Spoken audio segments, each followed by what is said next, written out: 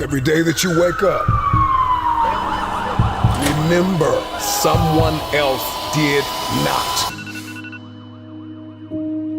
You are alive for a reason. Those voices in your head telling you to turn back, telling you that they'll fail. But I've failed in the past. I fell flat on my face. Listen to me. You can't have a better tomorrow if you're too busy thinking about yesterday. In times of adversity, you do not have an obstacle to deal with.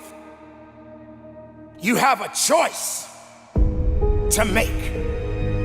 It's no different because we've messed up, because you fell off the wagon, you've been on alcohol and drugs, and you gave up on life, or you dropped out, or you've been to jail 1 time, 2 times, 3 times, and you really want your dream to happen, and you're putting in your work, and nothing's happening yet. I promise you, if you keep pushing, if you keep giving me all your effort, it will happen. Before with Mike Tyson. No matter how far you have sunk, no matter how hard you have fallen, you've got enough grit, you've got enough grace, you've got enough faith, you've got enough courage to stand up. It's time to rise. I will rise. You have to rewrite the story you've been telling yourself, so that you can step into a new level of abundance, a new level of peace, a new level of happiness. Understand, if you want to make your dreams a reality, you've got to understand that you can't quit. Believe you can win. Because we only get one shot at this, King. We didn't come this far to come this far. You can always start fresh. You can write a new chapter, or you can choose to write an entire new book. You have the power. You have the tenacity. You have the grit. This is that time. This is that hour. This is that moment. Life will bloody your nose. Life will leave you in a cardiac arrest. Life will leave you in an accident. Life will knock you upside your head and dare you to get back up again. Others may quit, but not me. Not today. Not tomorrow. Not ever. Because I gave too much of this dream. It's up to you to keep calm and believe in your purpose. Go after that dream. Quit playing small. You were meant to do great things. It ain't about being beast mode. It's about life and death mode. Life is always giving you a test, trying to give you a way out, trying to give you an excuse not to show up. You gotta have the mentality to show up every fucking day of your life, no matter what life throws at you. It's our responsibility to show up to the Coliseum of life, prepared for fucking battle. I don't care what you're going through, what life's throwing at you. It's your responsibility to find your new 100%.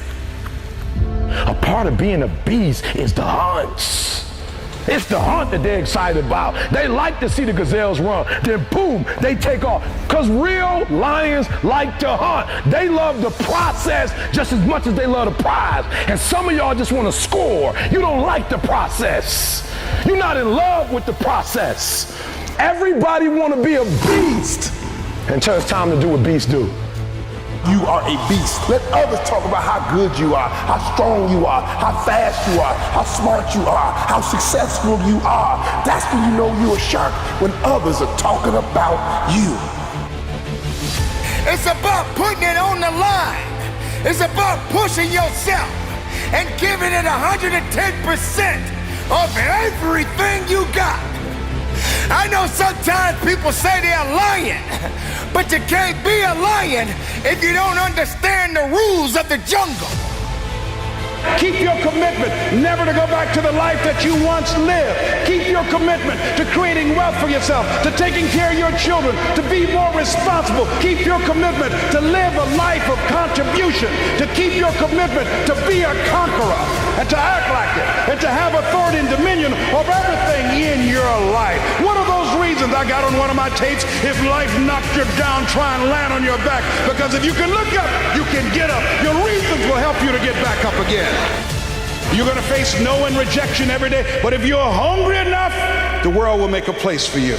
You're afraid of fucking effort. We're all being tested. And that road to success is a bumpy ass road. Do you think you have the mindset now? Beast mode! I would rather you confront, fight, and fail than for you just to settle for the comfort of remaining the same. Change is tough, but change is possible for some of you. The world's not going to become easier all of a sudden. No, as you mature, you're going to have more responsibilities, more things that people expect out of you. But the truth is, you can do hard things. The truth is, as long as there's breath in your lungs, there's hope in your heart. Ask yourself, what's my dream? What's my dream? You think you're just here to work on a job, pay the bills, keep a roof over your head, a car note, and then die? Come on, give me a break. Raise the bar on yourself. Challenge yourself. Decide you're not going to be the same person. I want you to have the mindset that you're going to live an expanded vision of yourself. And you're going to go all in. I don't know your name, but I know you have a dream. You may be listening to me in your closet, your bedroom, the gym, the car, the bus, the train, the plane. I don't know where you're going, but I know you are going somewhere. You've got a destination. Keep a no excuse mentality. Then the sky is not your limit. The sky is your starting point. I never get turned off. Every single day, I want my destiny. I want my dream. You got to have this vision of yourself beyond your circumstances.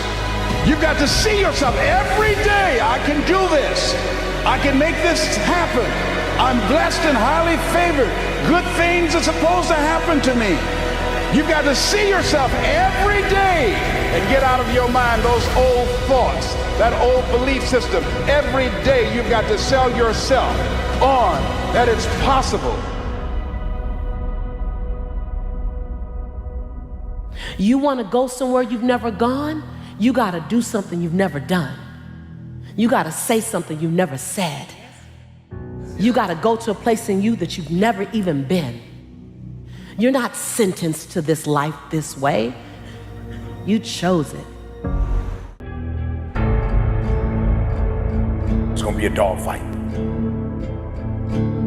When you get tired of being coined the loser, being coined not enough, being overlooked and undervalued and underpaid, you gotta get tired of that. When you get tired, that's when you win. Every single person that wins big, every single person that you look at, every single person that you're inspired by, every single person that you aspire to be like, they are gonna win or they are gonna die trying. There's somebody who is tired. Like when you come to the end of yourself, you gotta get tired. Something inside of you has to snap. You gotta get tired of being broke. It's going to be a dogfight. You got that dog, and your inner dog has no quit. I love dealing with a dude who think because he come from money, he better than me. Let's go. Let's go. You got money, but do you got that dog? Yeah, you got money, you got privilege, but do you got that dog? Hey, do you got that stamina? So yeah, you might have something I don't have right now, but if I work hard, I can have what you have. You gotta smell blood. Once you get that scent like a hound dog, you get that scent.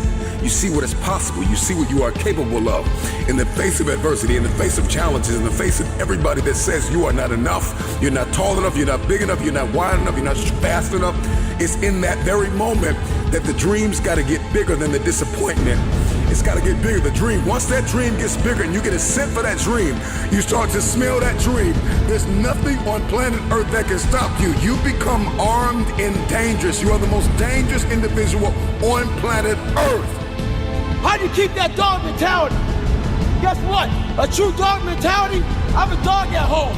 I can feed that all day long. He never gets full. It's not enough you made to the NFL. Be the MVP. It's not enough you ran a 5K. Win a 10K. It's not enough you became a doctor. Be a better doctor. It's not enough you lost 50 pounds. Go out there and do something with it.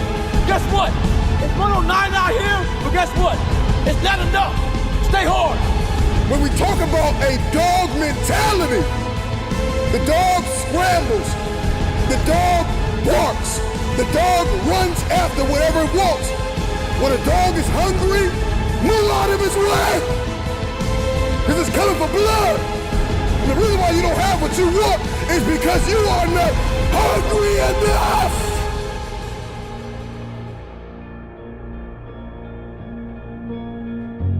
Better get some dog in you, or you ain't gonna make it. Judge a person not by what they accomplished, but what they had to overcome for their accomplishment. People that are hungry have zero excuses for not pursuing their dreams.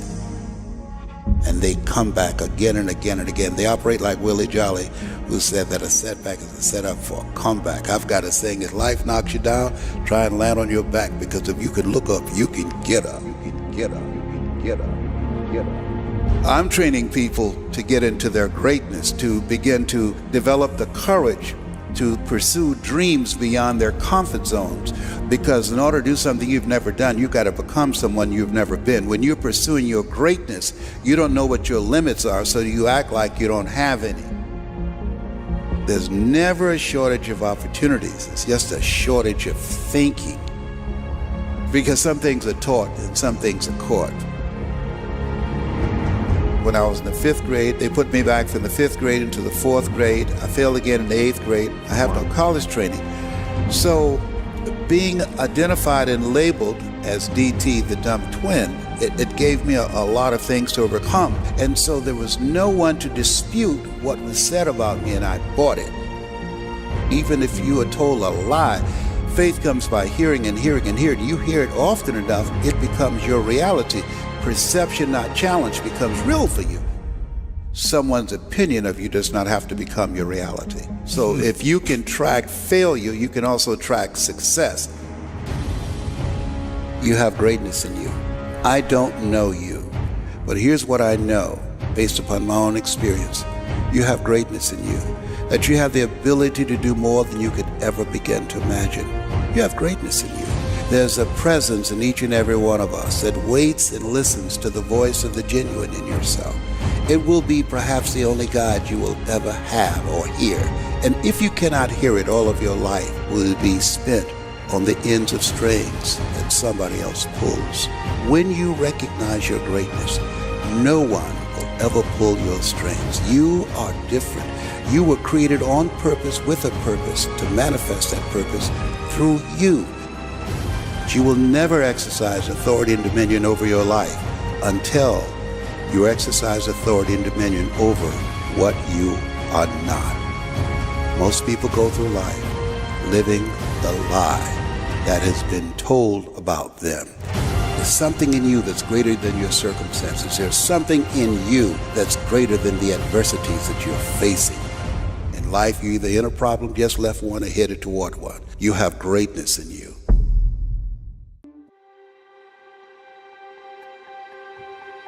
Run towards your dream.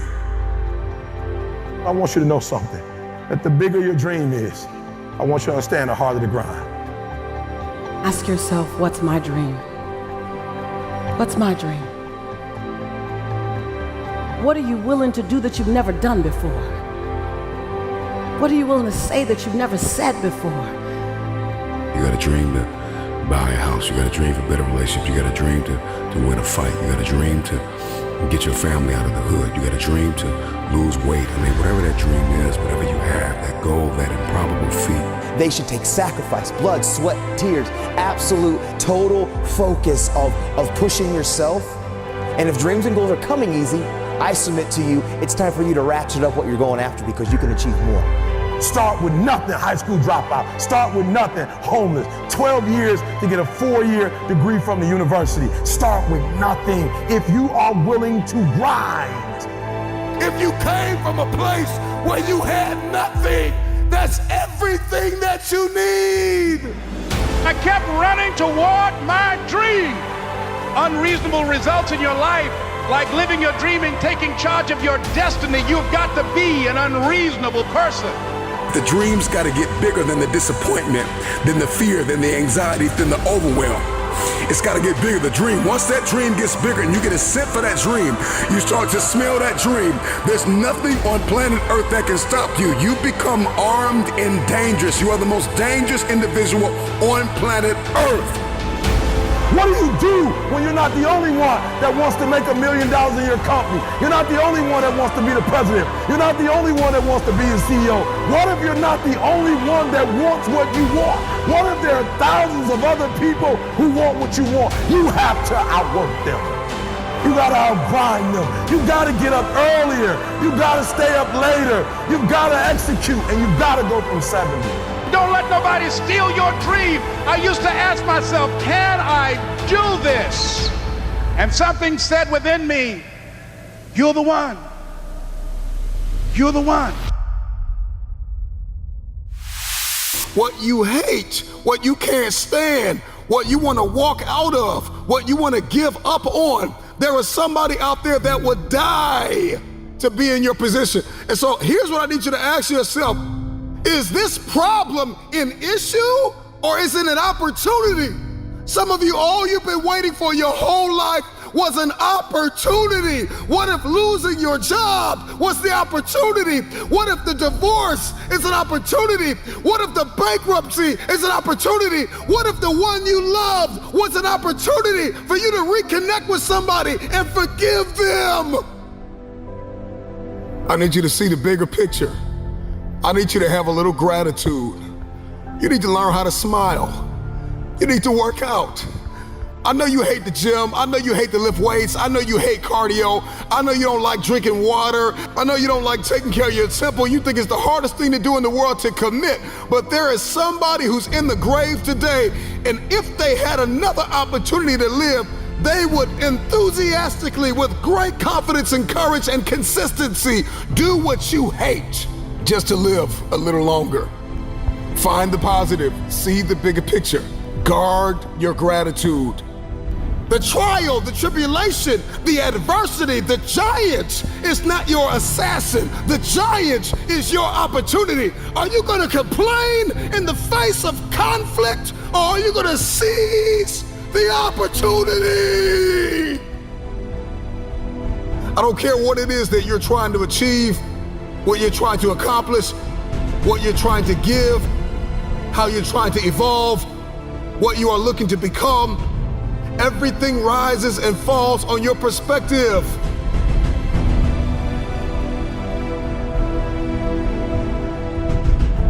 Stop complaining about the jealousy and the envy and the backbiting and the person that gave up on you and the person that wasn't present and the person that lied to you and the person that attempted to manipulate and control.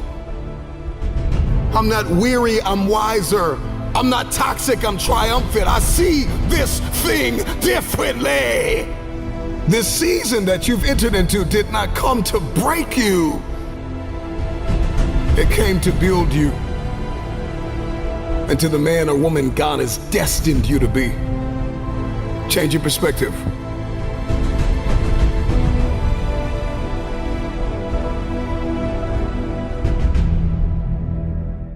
Everybody wants to be a beast until it's time to do what beasts do. I never looked at things as problems. I look at them as opportunities. Who teaches you to be a man? Greatness is not something that you meet once.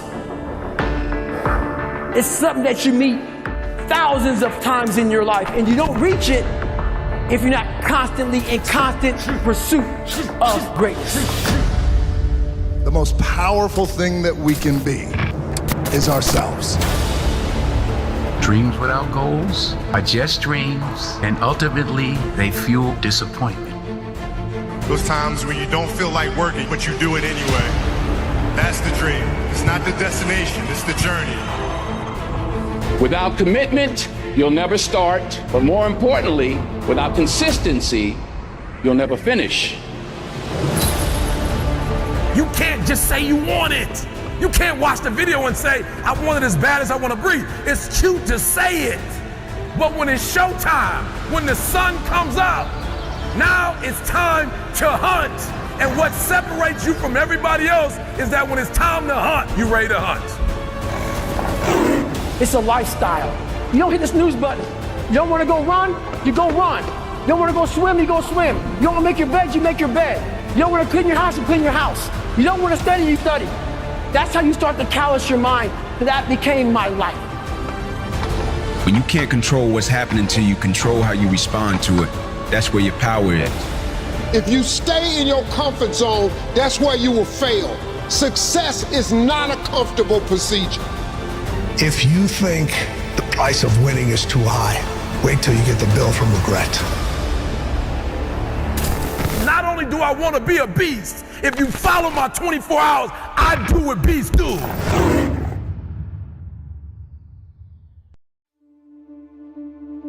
Every day that you wake up, remember someone else did not. You are alive for a reason. Why on earth are you here? This is your day. You've got a window. You've got another 24 hours because you may not make it to tomorrow. And I'm just wondering what you're going to do with the day. The reason why days often feel meaningless and mundane is because we are directionless. You got to get some direction. I'm just wondering, what are you going to do in this next 24 hours that you did not do? I'm just wondering if you're going to level up 2 millimeters more than you did yesterday. Are you going to get better? Are you going to get stronger? Are you going to get wiser? Are you going to see this thing differently? I'm just wondering, when are you going to see the power of 24 hours? That you did not have to wake up, that God did not have to give you another opportunity to be here, another opportunity to forgive somebody, another opportunity to let it go, another opportunity to look up and get up. I'm just wondering, when are you going to seize the opportunity? Accept where you are. Get cognizant about your money. Get cognizant about your relationships. Where are you mentally? Where are you spiritually and emotionally and financially and economically? Are you driving what you were destined to drive? Where's your health? Where's your heart? Let's get aware of where we are. This is my day to read a new book. This is my day to start a journey. This is my day to make an investment. This is my day to invest in myself. This is my day and this is my time and it's my turn to crush this day. This is the day I learn like I never have. This is the day I invest like I never have. This is the day I take it seriously. I got one window. I may not be here tomorrow. I'm just wondering if you're going to rise and see the opportunity. Get up, get up, get up. You've got a day to conquer.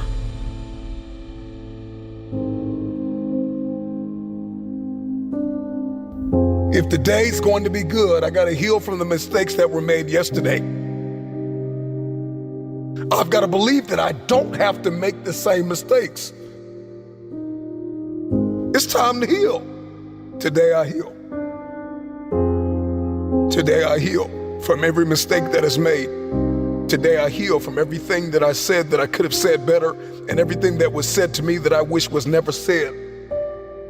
I heal today from the people that pushed me verbally but did not support me physically, that were never present. Today I heal, I heal, I heal. I heal from what I did not have. I heal from what I did have that I did not want. Today I heal. After we heal, we have to acknowledge what went wrong. What could I have done differently? What boundaries did I allow to be breached? Relationally, financially, with my investments, with my mindset. Where did I put my energy and I didn't get anything back in return? It's like investing in a vending machine with a sign on it that says out of order. And I'm convinced that many of us invest in people and places that are just simply out of order. And this is why we're drained. And this is why we're tired. And this is why we're weary and well-doing. And this is why the day is mundane and it's the same old, same old. Something's got to change with you. I'm just wondering if you're going to repeat the cycle. If the redundancy of mediocrity is going to continue. We've got purpose and we've got fulfillment and we've got destiny breathing down our necks. Let's accept the truth. This is the only way the day matters, is if we get aware of what's happening and what's going on. What has my attention? Do I have the attention span of a toddler or a champion? Why is the truth so important? You have to have the truth to have a starting point. And your true self is found in that very uncomfortable zone. We all look for toughness. We all want it. But we look for it in a comfortable environment. You will not find toughness in a comfortable environment. Those of you who are listening to this, you will not find it. The only way you find it is to drown yourself in a position where you're just out of sorts, where you can't swim and you're drowning. Where you're drowning. When you say, you know what, man? That. Once you come face to face with who you are, you have a starting point. It's in our head saying, you know what, man? Dude, you're not doing shit. You're wasting a bunch of percentage here. In this other 80% is suffering, pain, failure, self-doubt, darkness, and then a whole bunch of light. But to get to this light, you gotta go through all of this shit. If you're not succeeding, you're not achieving, it's because you're afraid to go in that dark place to find yourself. You're setting goals you know you can reach. And when you do that, that fear, that insecurity, that doubt, that's where you grow. You must always set goals that you think you cannot achieve. And in there you get better. When that alarm clock goes off at 4 or 5 in the morning, your mind says no. You just say, this is what we do. It's what we do now. Because to get to where you want to go, the amount of pain involved, the amount of mental pain, of how many times you're gonna have to do something that you don't want to do to get to where you want to go. Every day, you must ask yourself, did I do enough? And then once you do this over and over and over again, it becomes like breathing. I don't want to live this lifestyle, but to get to the other side of this, I have to. So if you really want it, you realize what trying is and what trying is not.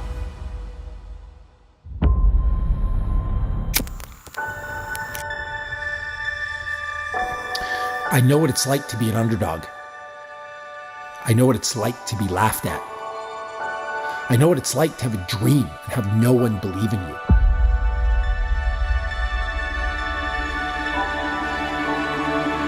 It means nothing. It's all in your head. You see, these people, the ones who laughed at you or told you that you can't, they aren't you. They don't have to wake up every day and feel how you feel.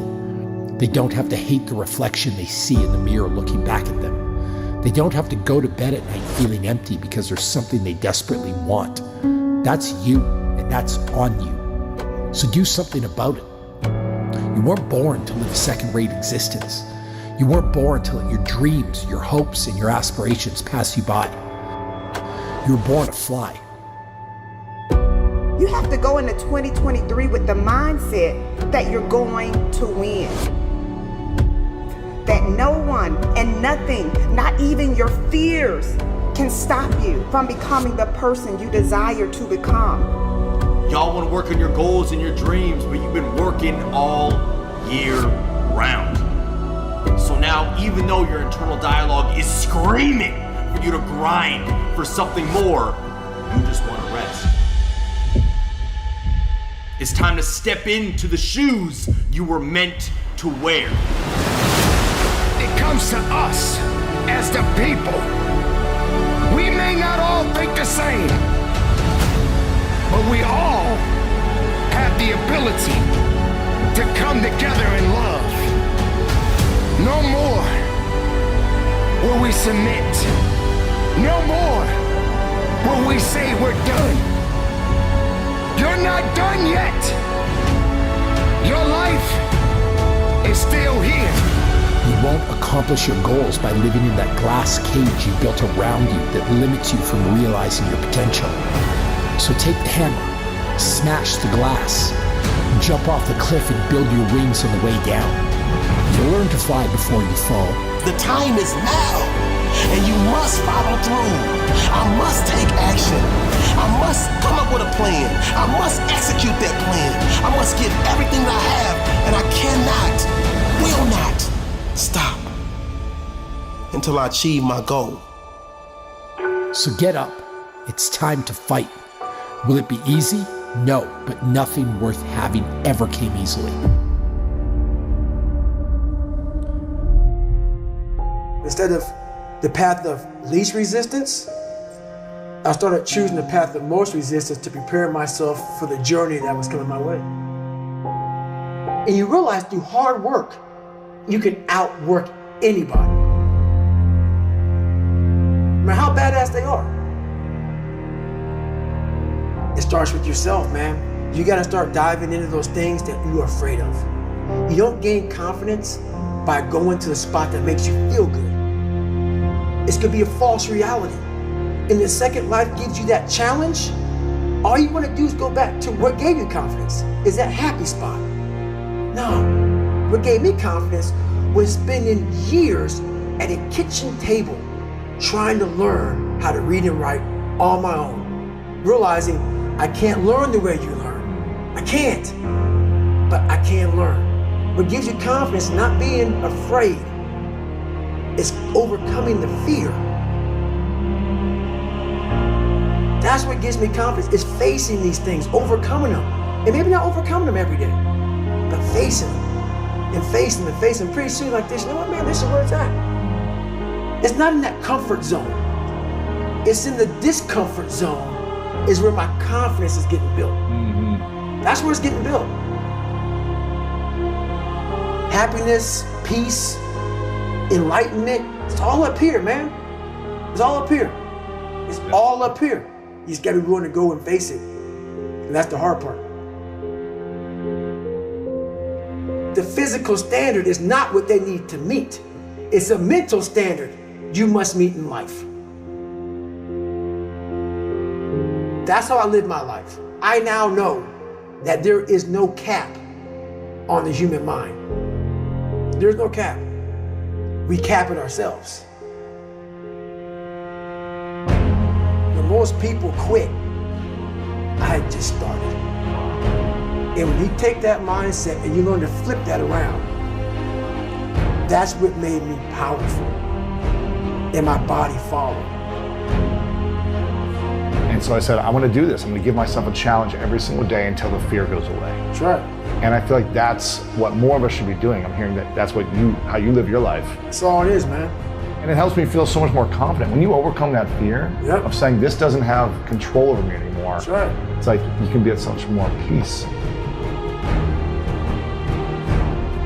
A lot of us speak in hollow words. I used to speak in hollow words. I don't do it anymore. Everything that comes out of my mouth has substance. It's real. We all have these feelings in our bodies, in our minds, in our souls. I act on mine. A lot of us who are afraid of something, we allow our minds to choose the path of least resistance, so we go a different route. And I'm afraid of something that's telling me you must do that. Life is one big mind game, and you're playing it with yourself. You cannot lose perspective of where you've come in life.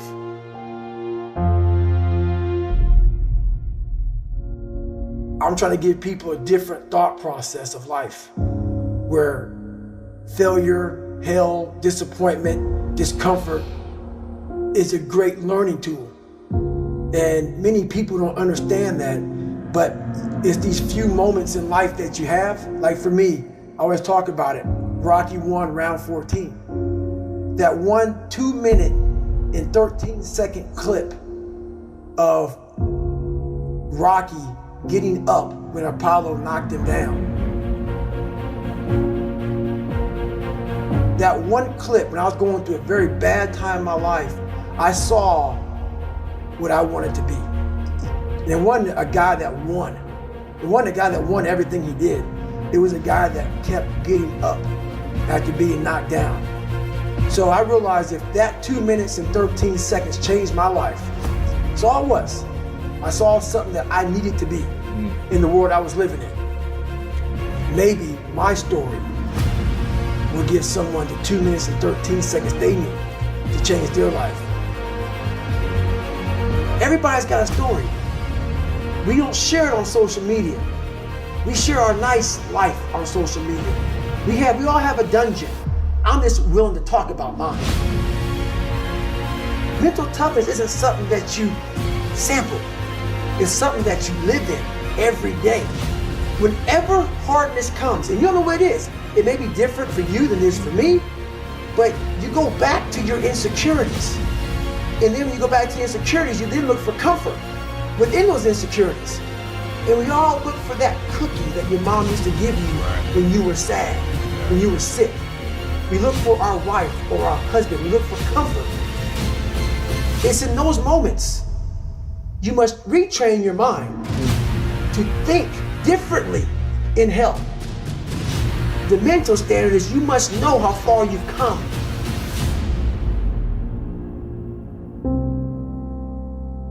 I walk in the room now and I know the hours and years and decades I put into David Goggins. That's something, it's not on the wall. It's not a trophy on the wall. It's not a medal around your neck.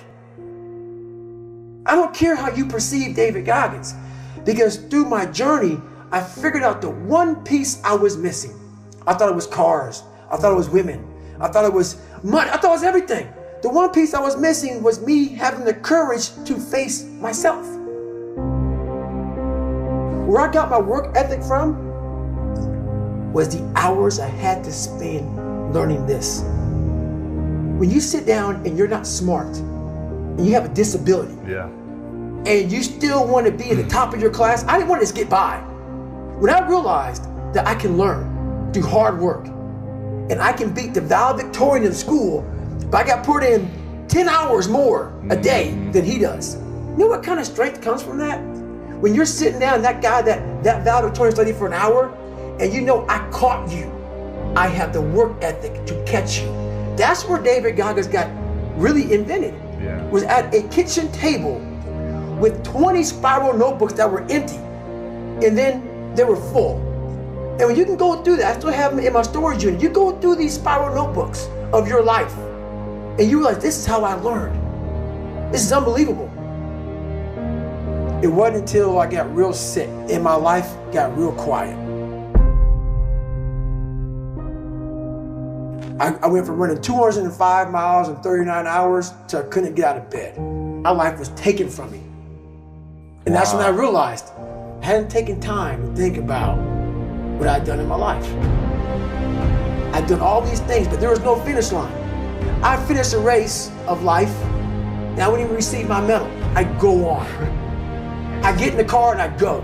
When I started figuring out life, that I was leaving so much in the tank. Once I realized, my God, man, I was this dumb, fat kid being bullied, and now I'm a 180-pound person who lost 106 pounds in less than 3 months.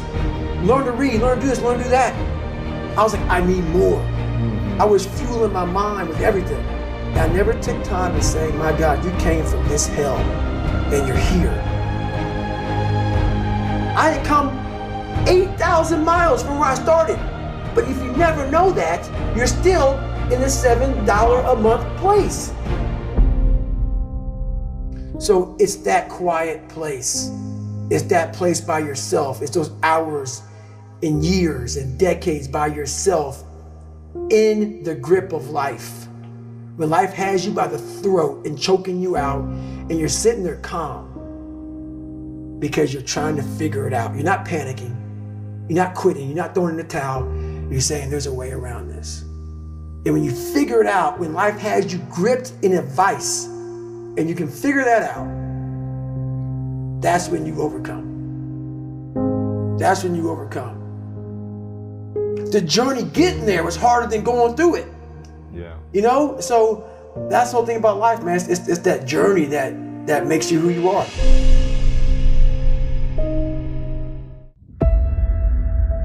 Today we gotta ghost everyone. Anyone that ever doubted us, anyone that ever lied to us and told us that they believe in our vision, we gotta reset. We live in a culture of busyness, distraction, and noise. And sometimes the only way something's going to change is if we disappear. We gotta focus on the reason why we started everything. Why we woke up early in the morning to grind. Why we cried those tears. When we wanted the world to say yes, but everyone continued to say no. You see, you gotta forget about the doubters. Can you unplug from people's ideas, from people's agendas, from people's viewpoints and perspective of you and life? Can you unplug? Forget about the doubters that told you that you didn't have what it takes to be the greatest.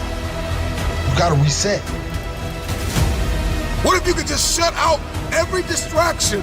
What if you could just shut out the world for just a season and focus on you? You have to disappear and put the work in and come back and shock everybody that doubted you. You gotta understand the power of being alone. Let's go back into the darkness where all the greatness was created, where all the motivation was created. Let's get back to the beginning. Because only then will you hear the thoughts of the greats. We celebrate athletes and we celebrate critical thinkers and innovators and actors, and we praise them and claim them our heroes, and we follow them by the millions. We love what they do in public, but you don't know the story behind the glory. You don't know the blood, the sweat. You didn't see the tears that they cried, the prayers that they prayed, the countless weeks where they went without sleep to get where they are. I'm just wondering if there's anybody here that is willing to go through the process in the dark room that prepares us and equips us for the stages of destiny. Rise, let's ghost everyone.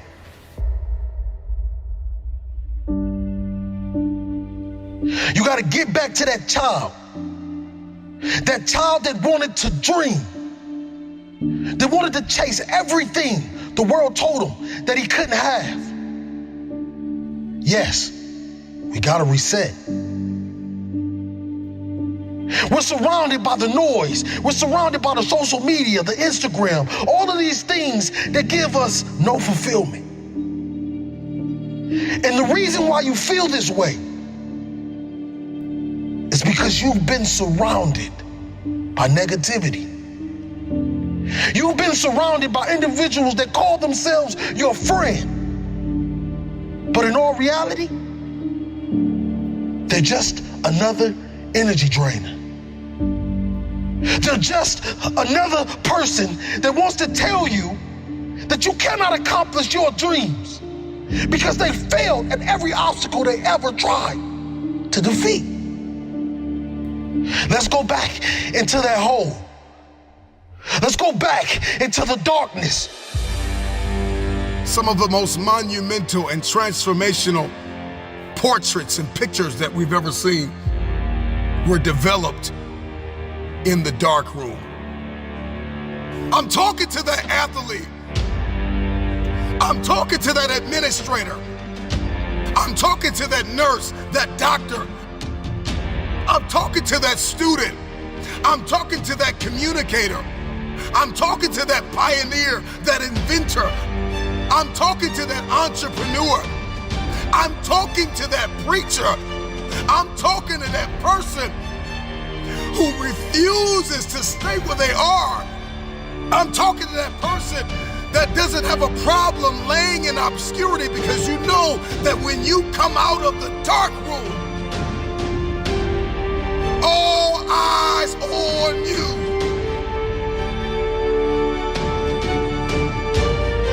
Rise from that ghost state, a new man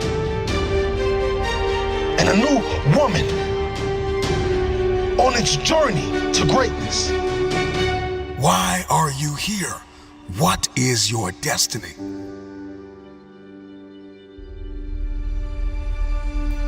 I got a question.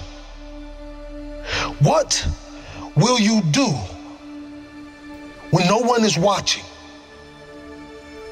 What will you do when no one is listening? That's the only time that we'll be able to bring something to this world that it never seen before. One of the greatest challenges with disappearing is understanding the revelation of building in the dark. The secret of change is to focus all of our energy, not on fighting the old, but building the new, and specifically behind closed doors when nobody's looking, when no one is there to affirm you, when nobody's there to validate you, when nobody is there to agree with you, you build in the dark and you announce it when it's finished. Let me tell you, you're gonna fight until you can't fight no more. And when you can't fight anymore, you're gonna lay down and bleed a while. And then you're gonna get up and fight some more. Sometimes you have to fall back into the dark room and focus on you. There are too many people in your life who have left you. There are too many people in your life who have counted you out. There are too many people in your life who have whispered in your ear and said, you'll be worse off without them. Prove them wrong. There are people in your life that claim to be your friends. And honestly, they are just standing there waiting to see you fail.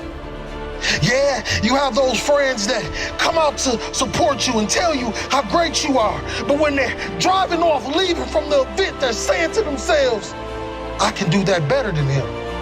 Or I can do that better than her. Disappear and do the work that is required. Sometimes you gotta take a break from just about everything, disappear, come back, and shock the world. You've been surrounded by individuals that call themselves your friend. They're just another person that wants to tell you that you cannot accomplish your dreams. Are you worth my time? If you're not, it's time to unplug. Time to unplug. Time to unplug.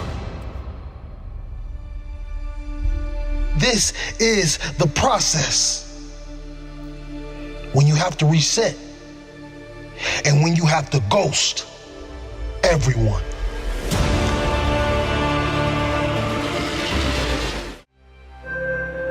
In order to achieve greatness, you must first believe you can. What's the biggest challenge that most of these individuals have? What's the common challenge? Believe. They don't believe, man. You know, it's all mental, and people don't get it. You know, everybody wants to say, okay, well, here go 10 steps to, okay, Lewis said do 8, E.T. said do 9. You know, this person says this is 12 steps, and everybody's trying to get the steps without the mentality. You got this. I believe in you. When somebody says, no matter what happens, whether it succeeds or fails, I'm going to be by your side. That's when I have the confidence to do difficult things. Wow. So it's the people in my life. You should recognize the potential in yourself and love yourself enough to make the changes that produce the best possible version of yourself. Or how do you overcome self-doubt? How do you overcome self-doubt? Help someone else overcome self-doubt. I love that. I love that. You overcome self-doubt by helping. And it's not a selfish thing. I'm only helping you so I can. You have to genuinely love and commit to the person. So it's not the car, the house, the whatever. It is that internal goal, that internal why. And so for me, I just think that's it. It's something within it. You gotta pull it out. And so it's easy when you have a why, a purpose. I'm doing it for this, I'm doing it for that. It's easy to get up and get going. But if it's just for a car, what happens, Louis, when you get the car? Because you can buy it. What happens when you get the house and you can buy the house? The only reason you're not the best right now is because you don't believe you're the best now. You can learn all the techniques in the world. If you don't believe in yourself, it won't happen for you. You have got to stand up to that voice. You've got to sell yourself every day on your abilities, on what you're doing, on the goal that you want to reach. You've got to sell yourself every day, every day, every day. According to your level of belief, it will manifest itself in what you're doing. Whatever we have right now, whatever we're demonstrating in our lives, is a result of what we believe subconsciously that we deserve. And part of increasing that belief level is that you have got to convince yourself every day.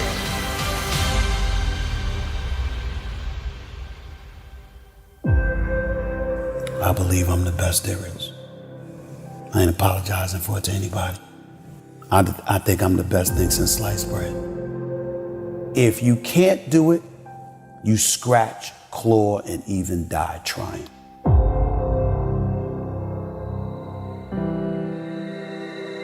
Somewhere I believe that I am not enough. I'm not good enough, smart enough, talented enough, worthy enough, whatever it might be. And that was definitely my biggest insecurity, was I'm not enough in so many ways. And so I needed people to give me the approval. I needed people to accept me because I didn't accept me. I accept myself fully now. It doesn't mean I'm still not hungry. It doesn't mean I'm still not a work in progress. It doesn't mean I'm still not driven to create results in my life and make an impact and do all these beautiful things. But I've finally come to myself after literally 10 years of different healing modalities and processes and making big mistakes and learning and growing. I finally feel at peace with accepting myself. From that space, I feel like I can do anything, no matter if people talk crap about me. It doesn't mean I have to like it, but I can still do it and not be afraid of that. And that's really at the core of the greatness mindset, is identifying which fear holds you back. Because I believe self-doubt is the killer of dreams.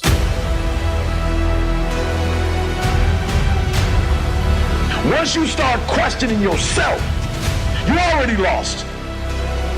Once you start questioning yourself, once you start going into a state of depression and you start being by yourself and you start thinking and wondering, once you start wondering, you already lost. Even if you don't believe. I'm the best right now. And if you want to go through motivational speaking, you got to go through me. Ain't nobody doing it like this. They all wear shirt and tie. Ain't nobody bring hip hop to motivation. I must be the greatest. I shook up motivational speaking. I changed the whole genre. I must be the greatest, not because I'm cocky, but I gotta tell myself I'm the best if I'm gonna be the best. I gotta believe in me before anybody else believes in me.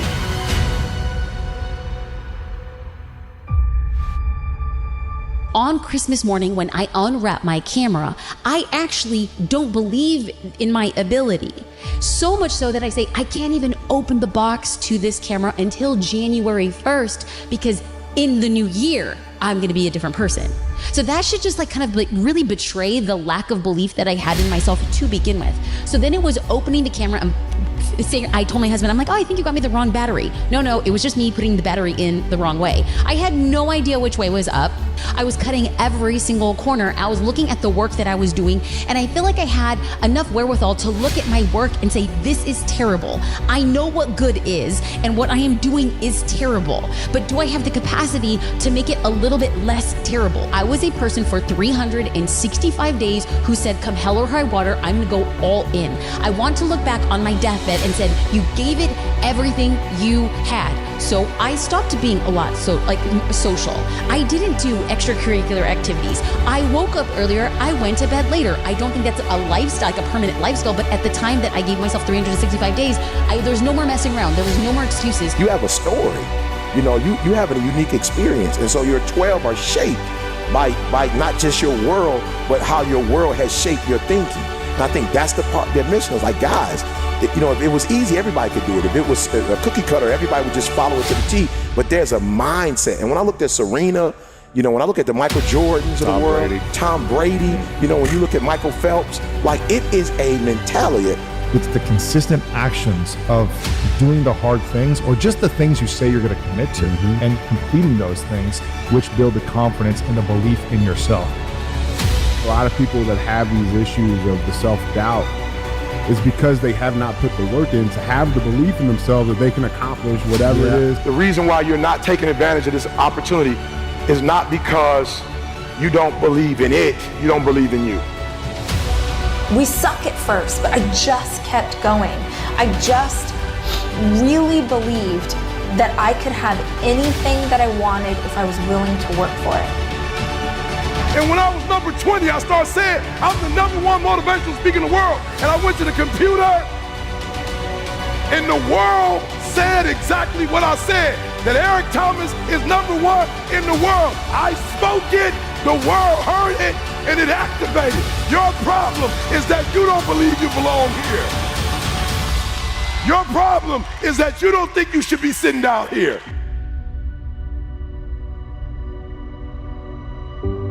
Listen to me very closely. If I had one message to leave you with that's a game changer, is you need to start to believe.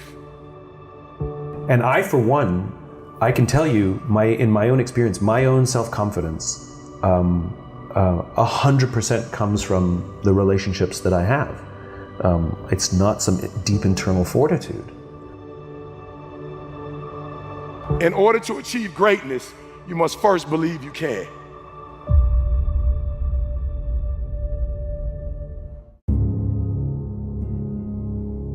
When you have fallen, when you have made a mistake, the worst thing you can do is criticize yourself. At the end of the day, life can be very painful. We can experience loss and worry and the insomnia of reoccurring heartbreak and hardships. It is inevitable. It is self-compassion that gives us the power to face our failures, to face our fears, to face our insecurities, to face what we don't like about ourselves and come out on top. When you're down, find a way to get up. I've been there. I go through it like anybody else. But I have a job to do in this world, and so do you. The real challenge of growth, mentally, emotionally, and spiritually, comes when you get knocked down. How you handle it, that's where the growth takes place. Evaluate where you are. Look at it, assess yourself. Assess yourself and assess the situation. What brought you there? What role did you play? All of us are self-made, but only the successful will admit it. If you want to begin to move, you've got to clear your mind of all the unnecessary luggage and baggage that's weighing us down. I'm telling you from personal experience, I know what my life was like when I put in 55. I know what it was like when I didn't try. I know what my life was like when I didn't care. I know what my life was like when I didn't have any dreams or any goals, like I didn't want anything. I know what my life was like.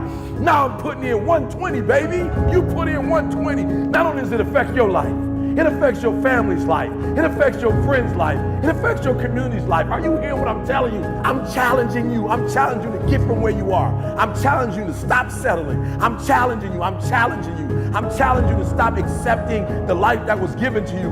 I'm challenging you to give 120%. Are you hearing me? Trying is not good enough. Trying is not gonna get you there. We need potential.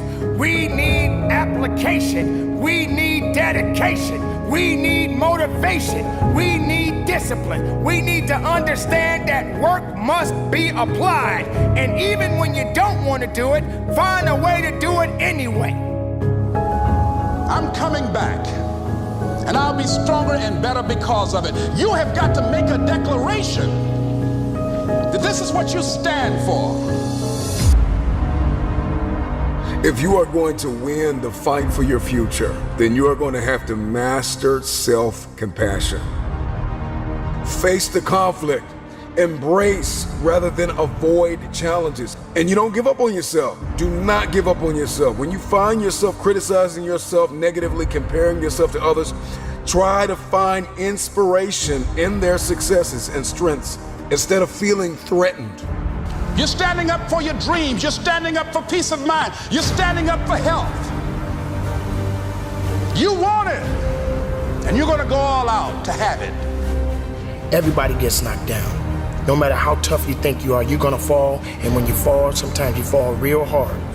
But that ground is a hard surface. And I'm going to tell you something. It ain't going to move because you're laying on it. So you need to rise up, and you need to rise above it, and you need to start moving. Sometimes you have to back up and go within and pray and meditate and recharge your batteries. Go away, clear your head, and then come back and look at it from a different vantage point. Don't operate while you're under the spell or the effect of what's going on. Stop half doing stuff. Stop putting forth 50% effort, 60%. Look, stop. Do it right or just don't do it at all. Are you hearing me? Do it right. There's a lot of people walking around today, they have unchecked rage, unchecked aggression, unchecked anxiety, fear, insecurity. You're going to have to care enough about yourself to face it and find a resolve. You got to find out what's the next things you need to be doing. How are you going to push it to that level and go beyond it? How are you going to maximize your time? How much energy are you going to put into this craft? Everything you have, everything you are, everything you're doing, like it's 78. And what I need you to do is I need you to look at yourself in the mirror and say, come on, quit, stop playing. I deserve to see what my life would look like if I gave 120%. Stay dedicated. You got to keep on pushing forward. You got to keep on fighting the good fight. You got to put aside the excuses, because excuses won't lift you up. Excuses won't give you the power that you truly need. You've got to be willing to go against the tide. You've got to be willing to harness your will and say, in spite of this, I'm in control here. I'm not going to let this get me down. I'm not going to let this destroy me.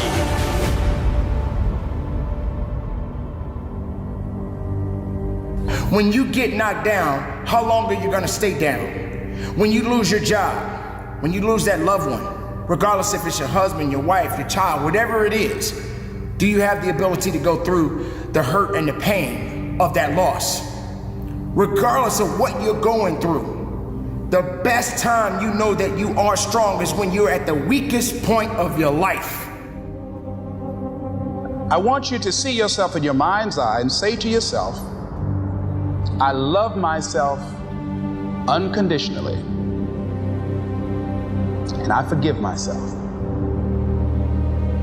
If I knew better, I would have done better. To win the war for your future, then you are going to have to master the muscle of self-compassion. When you are so far down that hole, you looking up and you don't see no light, but yet you know there's an end to this darkness. That's when you'll find out just how strong you really are. Just keep moving forward. If you think that you're going through something so bad right now, wait until tomorrow if tomorrow comes for you. Look at the person next to you. Look at people all over the world if you ever come in contact with certain individuals and ask yourself, are they going through a lot more than what I'm going through? Because honestly, there are always going to be people that are going through a lot more than you're going through right now. Remember the past, but do not live in the past. Every mistake you have made up until this very moment, forgive yourself. With forgiveness comes freedom. You're going to have people to do things to you. Things are going to happen to you. And the most important thing to do is to harness your will and let it go and move so you can grow, so you can get on with your life. It doesn't matter about what happens to you. What matters is, what are you going to do about it? This is a process, and you have to hurt just a little bit so you can understand what it means to be strong. So don't give up on your hopes. Don't give up on your dreams. Don't give up on yourself. One of the most important lessons in life that you should know is to remember to have an attitude of gratitude, of humility. Understand where the gift comes from. It's not mine, it's been given to me. Use what I have, use what you have to help others. You know, on your last day, you can't take it with you, but you can leave it here. I don't care what you're going through, what life's throwing at you. It's your responsibility to find your new 100%. You write the story of your life. No one can write your financial story. No one can write your spiritual story. No one can write your emotional story but you. Your life has value, your words carry weight, and when you allow your actions to follow your words, you change things around you. This is who you are. This is the very fiber of the person that I'm talking to in this room. You know, take advantage of the opportunity that you have at this age and the people that you know to build your life resume. It's what I talk about all the time. You know, it's like you have the work resume. So what? That means nothing if you're not building up your life resume. Believe in everything that you are and understand that within you there's something greater than any obstacle you'll ever face. Have faith in your abilities. Work hard, never give up, and there's nothing you can't accomplish. A person's character is not judged when they ride the wave of success, when everyone chants their name and you want to be their friend. No, your character is put to the test when your back is against the wall. We didn't come this far to come this far. We came here to be champions. It's about putting it on the line. It's about pushing yourself and giving it 110% of everything you got. You simply have to give it everything you have to get it. You need to shut down all negativity. You will follow me and you will bite your word. You don't want this enough. My life on the line. You hear me? Get your life on the line today. Everything on the line.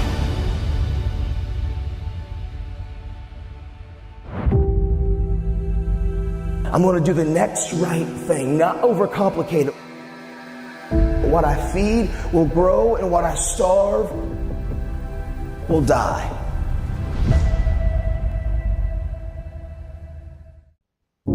If you are alive, you have another opportunity to begin again. You got to get up on your own. You got to be able to make big decisions on your own. You got to lose weight on your own.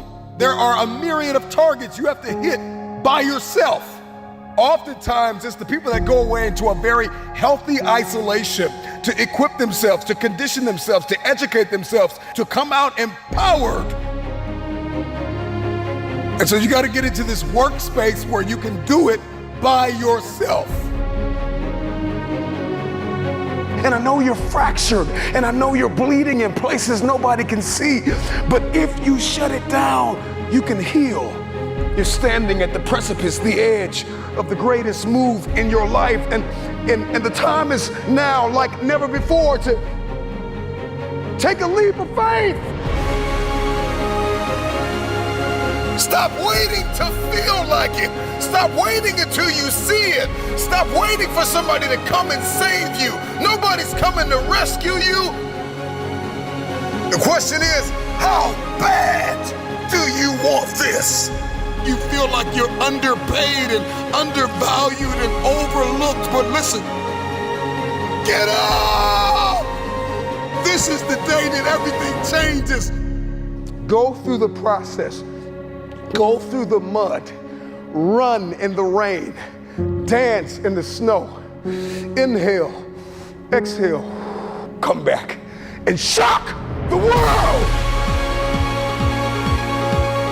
Find a mirror and tell yourself, I got this today.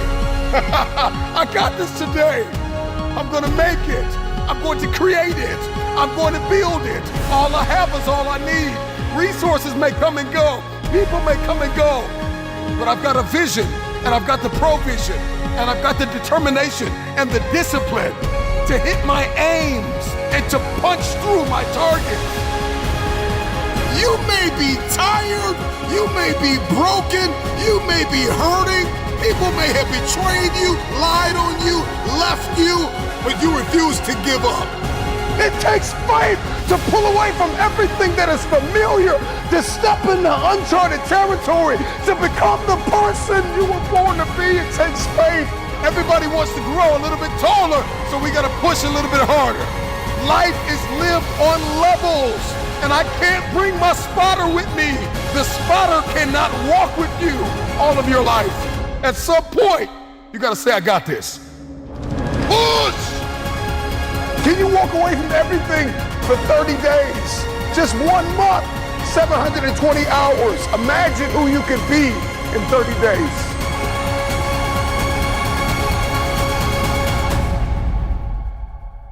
You got one life to live.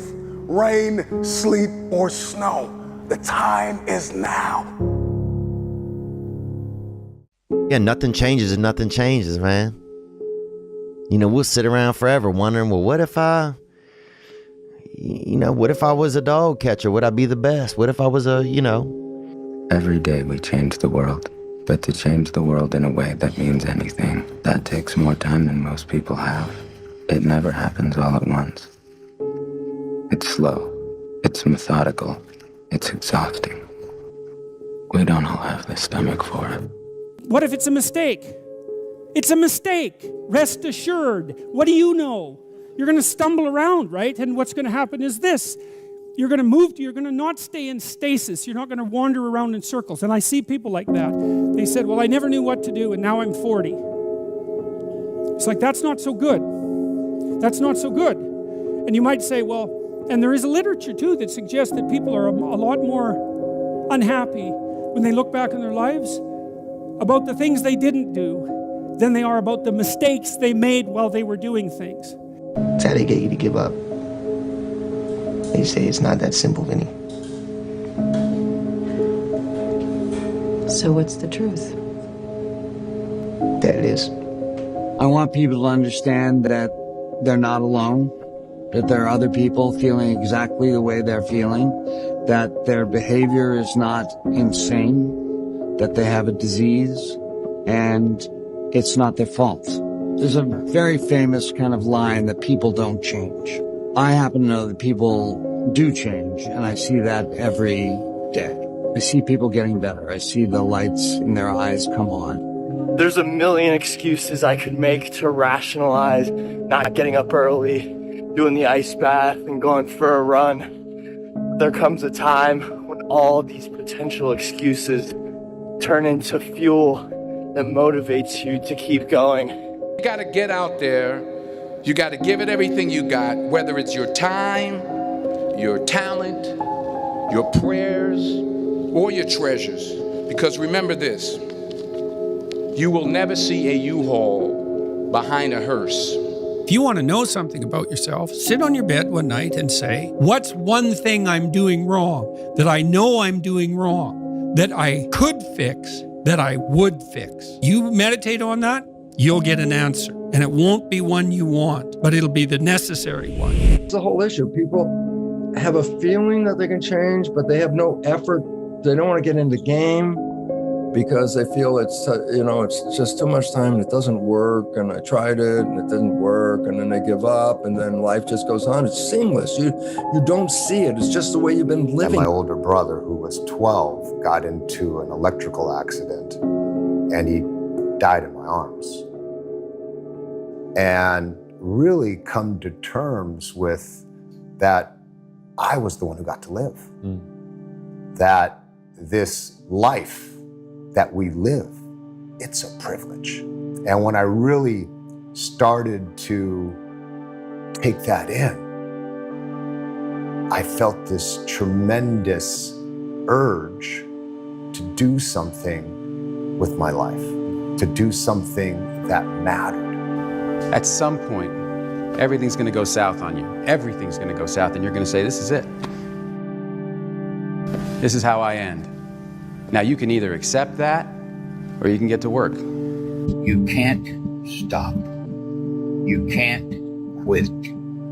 You can't say, I'm a failure. You're not a failure. You're not. You're a wonderful, strong, intelligent youngster. Take advantage of that. Trust in God. Trust in yourself. Until you say, yeah, I'm gonna take action. Nothing changes if nothing changes, man. And I'm not preaching at you. I'm just, I just want to remind you, because I've spent a lot of time in my life sitting around wanting things to change, and not being able to make them change, and not thinking I could. And I wish somebody had told me that earlier sometimes. That in order for something to change, there needs to be change. You cannot stand still, because the world moves away from you if you stand still. And there's no stasis, there's only backwards. And so if you're not moving forwards, then you're moving backwards. How much harder will you work in this offseason now to get back to the championship? I'll push myself to exhaustion. Kobe, we thank you for your time. I feel like we sort of focus on right ways and wrong ways too much. And I think it's, in a sense, sort of scary to just be born and live life. And I understand the idea of kind of grasping onto a particular thought of wanting to kind of feel like you somehow have a handle on the unknown. But you know what? The unknown is the unknown. Every time you have changed, you feel pain. You stepped out of one relationship to another and you feel pain. You leave one neighborhood to another and you feel pain. You go from one job to another and you feel the fire of transition. See change as growth. See change as transformation. See change as evolution. See change as necessary. See change as critical. See change as inevitable.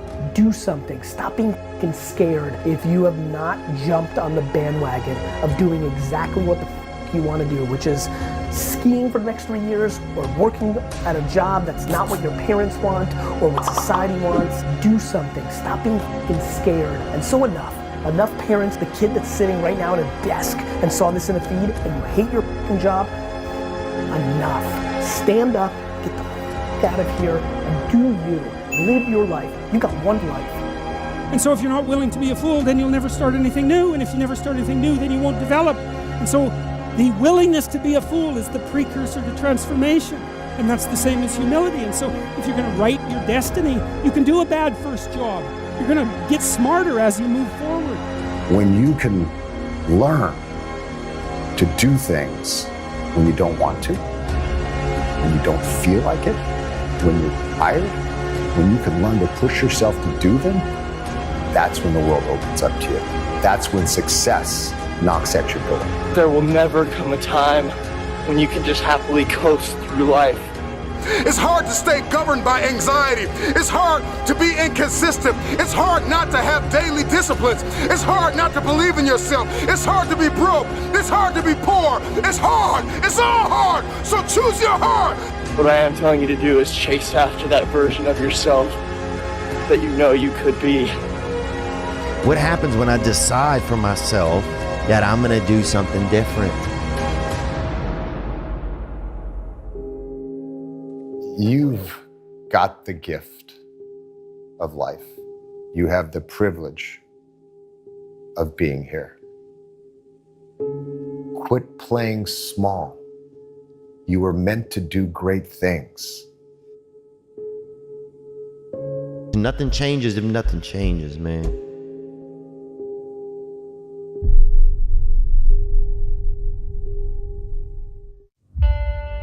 I need to constantly remind myself over and over again, I am not yet where I want to be, but I know I'll get there.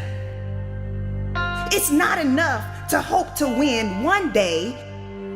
You've got to expect to win today. When you set a goal, there needs to be a sense of urgency. See, we don't have the courage, and that's what it takes, courage. It takes guts to do that which you know you need to do. If you don't have the courage to act, life many times will move on you and make you act. Life will whoop your butt so bad. You will be so miserable, you will catch so much hell, you say, yes, I will do it. What do you want me to do? Take me. That dream is not going to wait and say, take a breather. It's going to say, come catch me. Catch me if you can. If only I'd taken the chance. They didn't start a business. They didn't ask that crush out for a date. They didn't travel. They had an opportunity at one point in their life to do something beyond play it safe. They chose not to do that, and now they regret it. Many of us don't do the things that we want to do and don't act because of lack of self-confidence. We don't believe enough in ourselves. Believe in everything that you are and understand that within you there's something greater than any obstacle you'll ever face. Have faith in your abilities, work hard, never give up, and there's nothing you can't accomplish. It's all on you. If you fail, it's because you stopped running. If you fail, it's because you stopped grinding. You stopped caring. You stopped working. You stopped working for that dream that dangled in your face. The gift that God left you. Don't be the person that forget to open your gift. Because that dream has everything you need in it. That dream is the road that will lead to your paradise. Regret hurts. There's no question about that. But here's the thing. Regret also instructs, and you can't have one without the other. So if you avoid the pain, you don't get any of the learning. So what you have to do is be able to process that pain. And I think there's a way for us to do that, to take our regrets, use them as signals. You, my friends, are going to get there. You are going to get that promotion. You are going to complete that marathon, and you are going to run for your life. Not only can you create your life, you can recreate it. Because in order to begin to reinvent your life, you've got to make a conscious, deliberate, determined effort. That you really have got to put all of yourself into it. There's nothing going to stop me. If you didn't make me, you can't break me. If you didn't make the sun come up, you can't stop me. If you didn't make the moon shine at night, you can't stop me. My purpose, my will, my dedication, my motivation is all about doing the business, because guess what, ladies and gentlemen? That's what I'm about. I'm about that business. I'm about that life. What are you about? Discipline sounds hard, but it's only hard when you don't want the reward bad enough.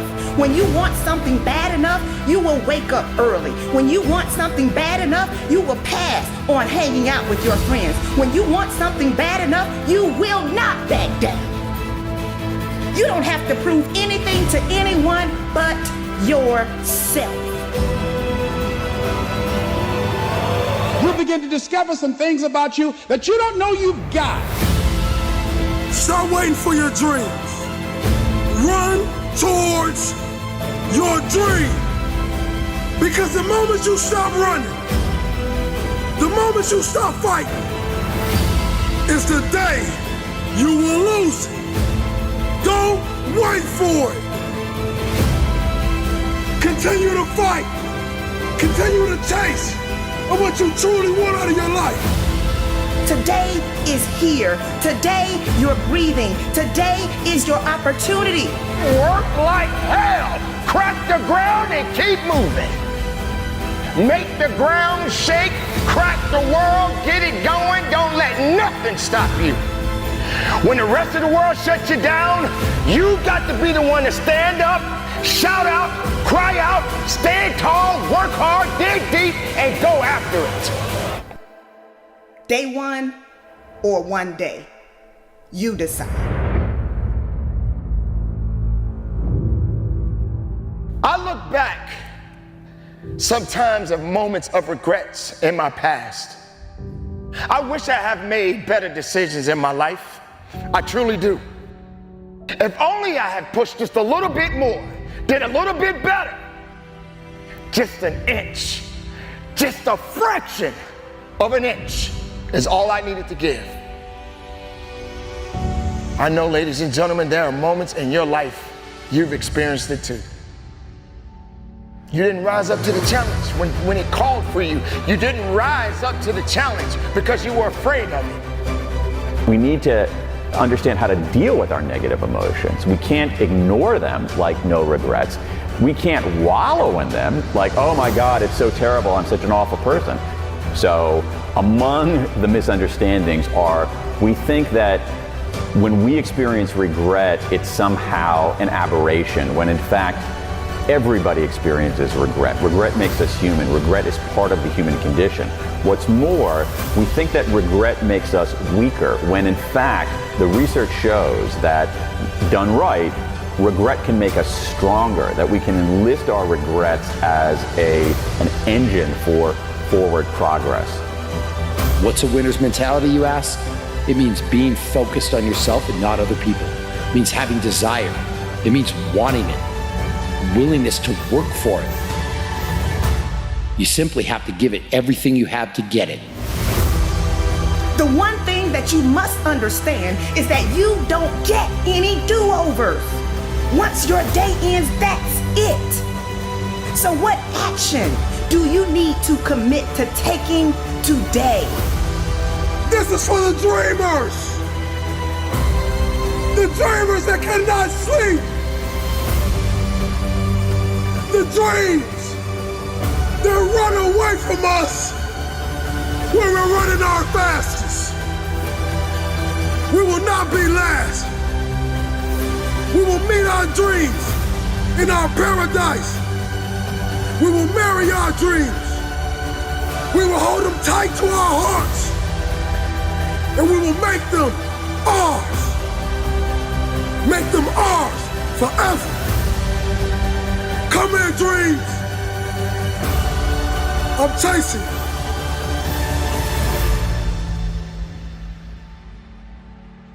So you're better off just making decisions for fundamental reasons, doing things you care about that are meaningful and that contribute, and being alert to opportunity along the way, recognizing that the path is not a path, it's the opposite of a line. It's a messy, three-dimensional squiggle. I need to constantly remind myself I'm not yet where I want to be, but I know I'll get there. I'm the best ever. There's no one that can match me. I'm the most brutal and vicious and most ruthless champion there's ever been. They're gonna fear me. You have to be the champion before you become the champion, so that means lifestyle. You have to be him before you become him. You gotta be him before you become him. That's how it starts. You look at somebody, I wanna be like him. You don't say, hey, I'm a bad motherfucker. I wanna fight everybody out here, nobody's gonna kick my ass. You see somebody and say, hey, I might want to do that. Well, greatness is when you make your delusions your reality. Nothing's impossible for somebody who's going to try. If you're going to try, it's capable of being done. But you'd fight Tyson Fury? Yeah, I'll fight a lion if the price is right. My whole objective is your total surrender, your total domination. I'm going to destroy you. That's why Rogan said when he watched you, you were intimidating. Your rage is a very unique rage. Well, that's their fault to be intimidated. How you gonna let somebody scare you for something you worked for? I respect a person who's willing to die for what he truly wants. Ali had the will to win like nobody that ever lived in boxing. Then he believed he projected to his opponent. Really look at how does Ali beat George Foreman? How does Ali beat Sonny Liston? How do you beat these guys? How did he even beat Joe Frazier? Fighting the way he fights. He beat them because he refused to lose. But we have to believe that we're divine and that we learn from our experience, because confidence breeds success and success breeds confidence. They go hand in hand. You have to know who you are first. You know who you are. I know who I am. People say they're great all the time, you're this, you're that. Whatever they say, I know who I am. Without self-love, you're nothing. Because self-love is discipline. And discipline is doing what you hate to do, but do it like you love it. I never wanted to be obscure. I was born in obscurity and I never wanted to deal with that again. I'm invincible, I'm a savage, I'm ferocious. I'm the smartest savage. I knew I wasn't going to die before I became champ. When this is over, everybody's going to know my name.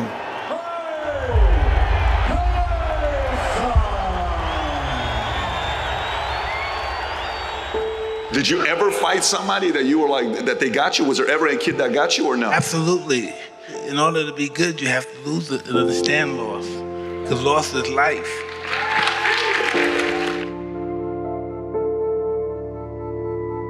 Adversity make the strong stronger or the weak weaker.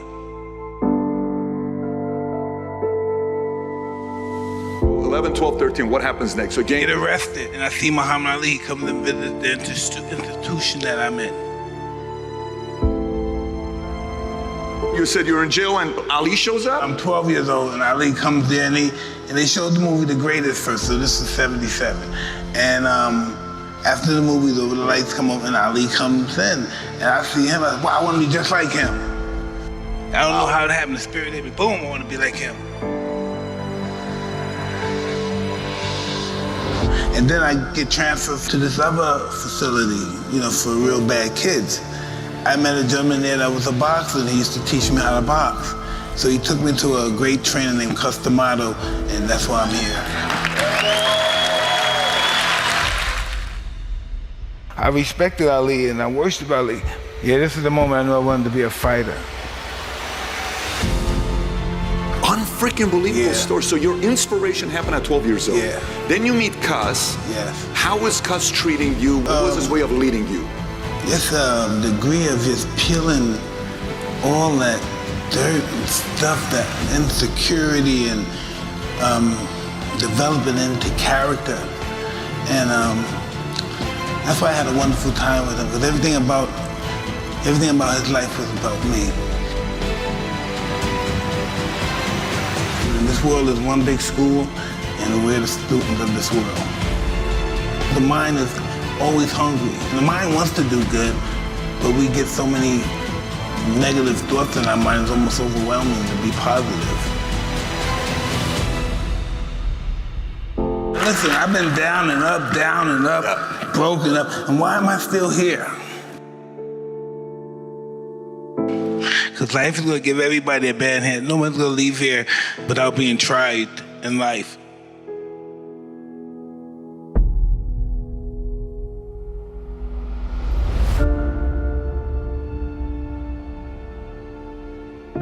So inspiration. So is that what got you to be willing to be disciplined to get what you want, like to become a champion? At 14 years old, I'm willing to do everything it takes to be a champion? Absolutely. And then I had Cuss over there telling me why should he have it?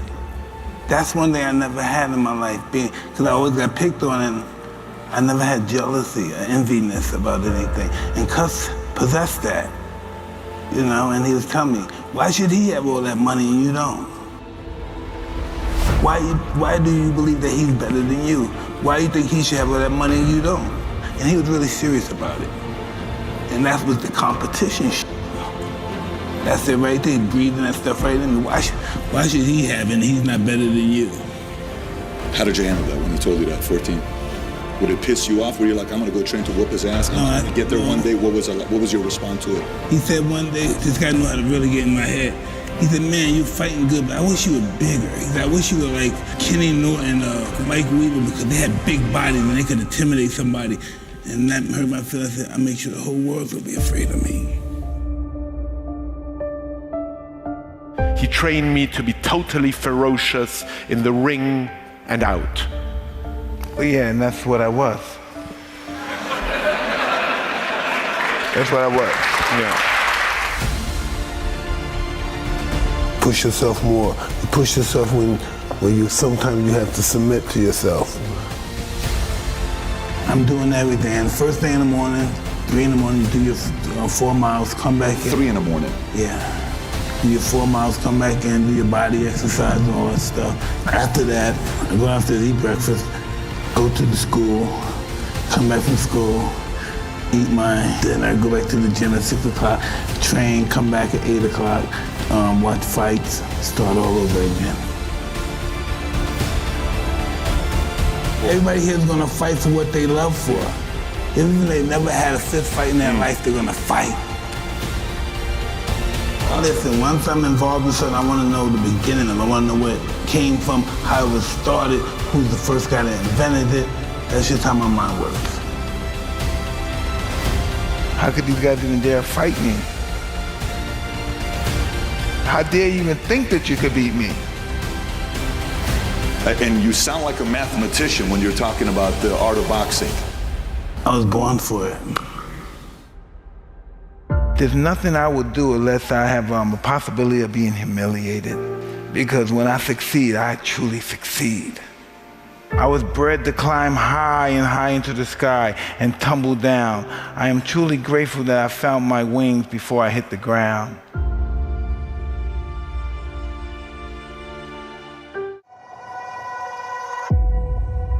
Those of you out there, you lose it and you don't deserve to lose.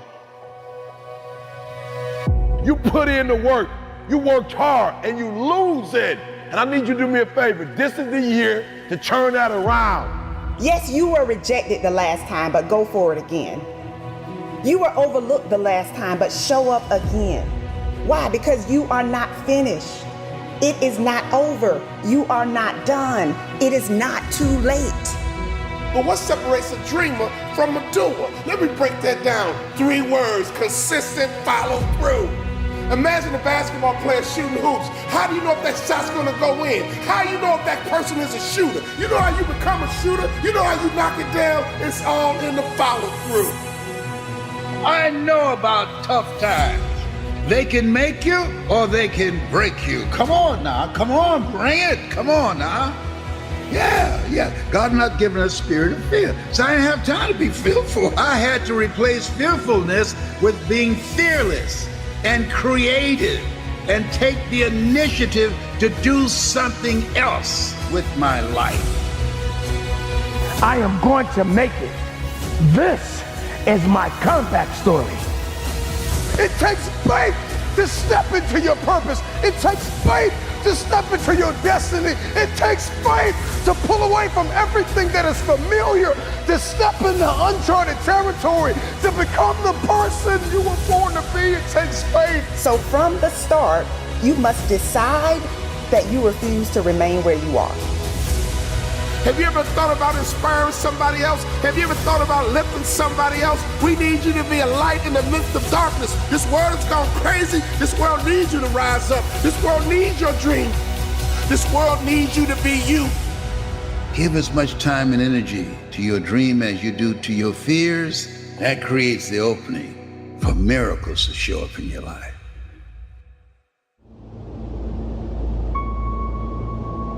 I need you to acknowledge the fact, acknowledge that you lose it.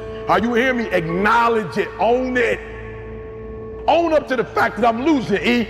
I'm losing financially, E. I'm losing. I'm losing in my marriage, E. I'm losing. I'm losing with my kids, E. I'm losing. Personal development, I'm losing, E. And I'm tired of losing. I need you to own up to it. I'm losing. I'm a high school dropout. I'm losing. I'm working minimum wage. I'm losing. I'm getting in trouble with the law. I'm losing. My mom ain't talking to me. An estranged relationship. I'm losing. I'm asking you to control what you can control. You can control going to bed. You can control getting up. You can control being on time. You can control going to class. You can control showing up. You can control doing your homework. You can control your attitude. You can control being nice. You can control doing what you say you're going to do when you say you're going to do it. It's your boy E.T. saying, you want to be a winner and you want to stop losing? You minimize the errors and make the rest of your life the best of your life. Even when it looks like you're losing, you're winning. Never let uncertainty or doubt be the reason why you quit. Don't underestimate yourself. You do what you can do, and God will do what you can't do. Take the initiative. Learn something new. Throw your net on the other side. Be ambitious. Reach, ask for help, not because you're weak, but because you want to remain strong.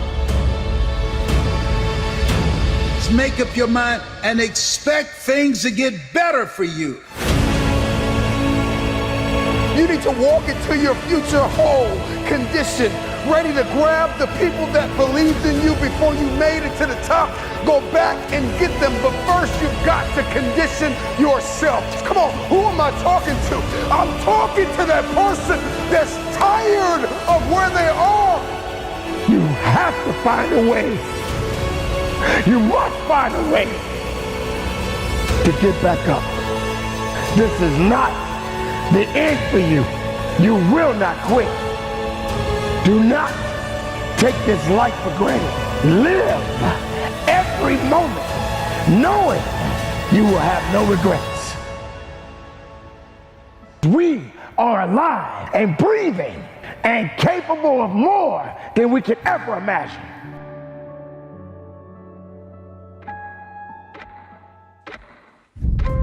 See, we all have these tough moments in life.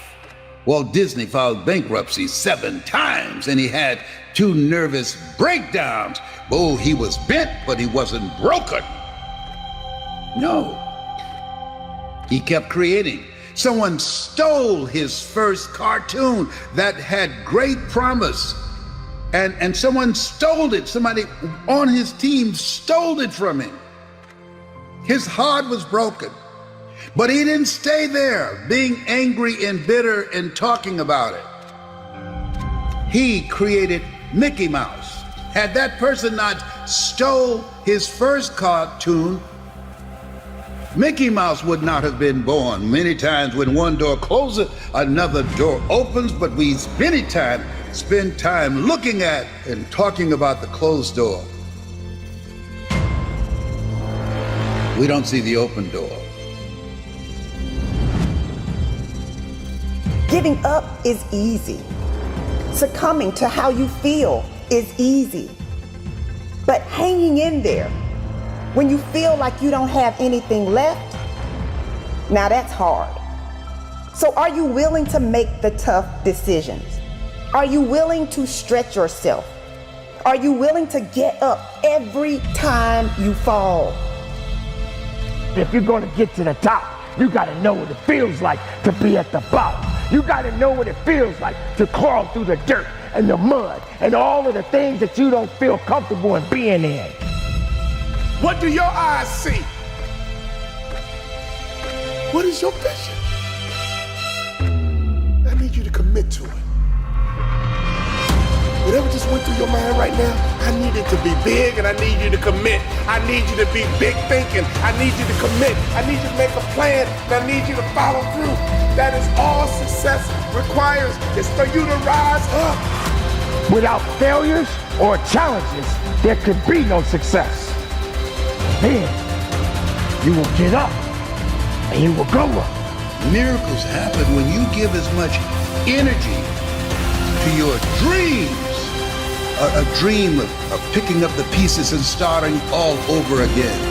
The dream of if you get knocked down in life, try and land on your back, because if you can look up, you can get up. A dream that when a doctor looks at you and said you're terminal, and you say no, you determine the diagnosis, God determines the prognosis. The dream that this has not come to stay, it has come to pass. Oh, when you give as much time and energy to your dream, to this new vision of yourself, I'll give you all your eyes can see. Focus. There's greatness in you. There's so many people counting on you. You've heard this a million times, that the cemetery is full of potential. And that's true, because that person didn't do what they needed to do through the dash. We all are born and we all gonna die. And I'm gonna ask you a question, what are you gonna do with your dash?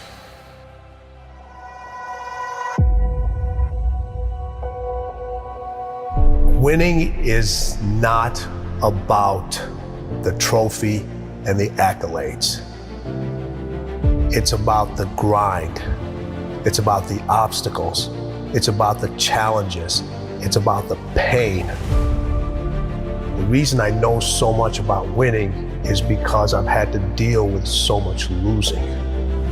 Everybody wants to win, but in order to know how to win, you gotta know how to lose, because you're gonna lose more than you're gonna win. But what do you gain from it? You've trained some of the greatest of the greats, Michael Jordan, Kobe Bryant, Charles Barkley, Dwayne Wade. So you know something about winning, you know something about sustained winning over time. Your mind has to immediately shift back, because now you felt and tasted something that you can only get through winning. Are you willing to do it again? And that was one of Kobe's favorite words when it related to winning. He says, you have to be obsessed with whatever your win is. Be all in. The three greatest lessons I learned from Michael: competing, accountability, and then winning at all levels.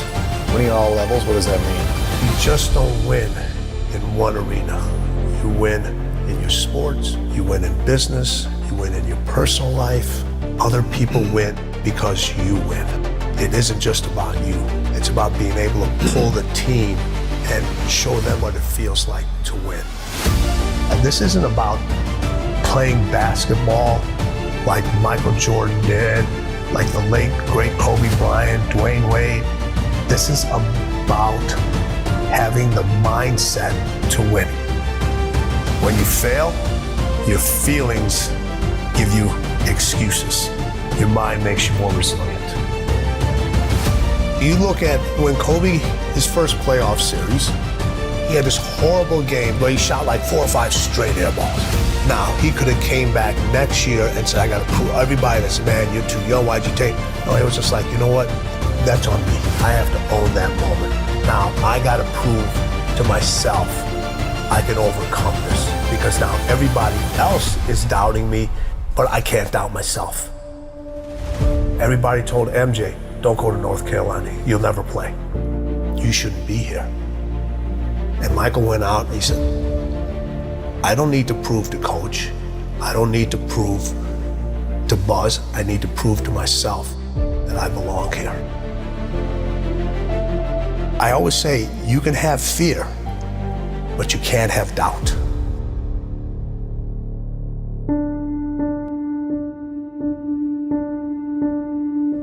When I was working with my professional athletes, it required me to do a lot of traveling. And this story gets me every time. So when people say, it didn't hurt, it still hurts. I was packing for a trip. My daughter walks into the room. She says, Daddy, why do you travel so much? I said, sweetheart, this is how I provide for the family. This is how I take care of you and Mom. This is how I put food on the table. She looks at me and says, Daddy, if I eat less, or you stay home more. Now people would think in a fairy tale, or most people would say, I unpacked my suitcase, I'm not gonna take this trip, honey, let's go grab some ice cream or let's go out. I kept packing. Why? I had to set an example for her early of what it meant to win and what you have to leave behind sometimes in order to pursue what's unique to you. And I wanted her to understand this is who I am. And I want to set an example for you. I had a conversation with her later on to tell her why I did all those things. In the middle of the conversation, she stopped me. She goes, I get it. I understand. She saw the results. She saw how it brought us closer together. She understood my dedication to my craft and what it took to excel and what it took to be different and what it took to stand by unpopular decisions, knowing that every successful person that I've met, every successful person that I know has had to make those decisions over and over again. There are things that are going to have to take a back seat. You're going to have to leave a lot of things behind.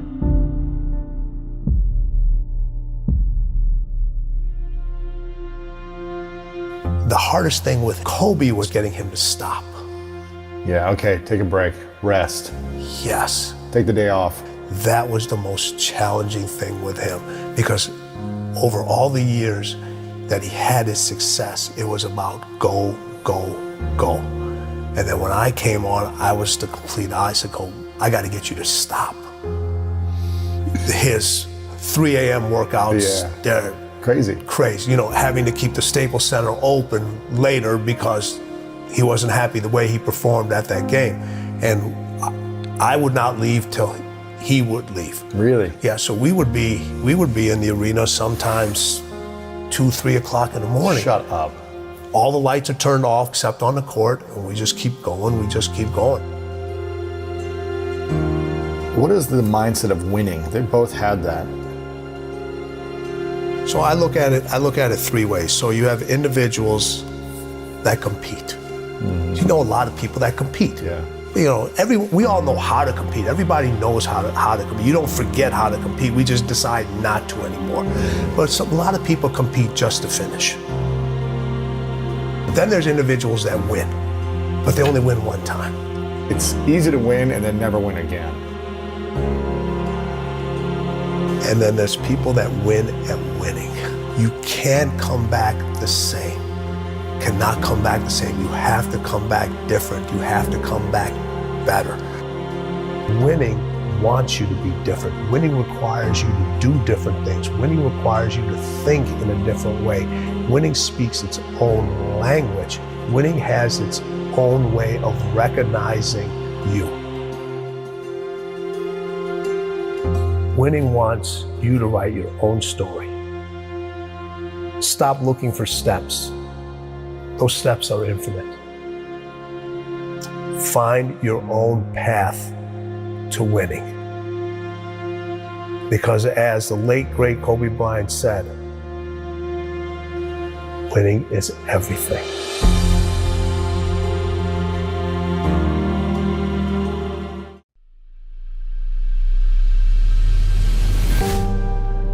It's going to be a dogfight.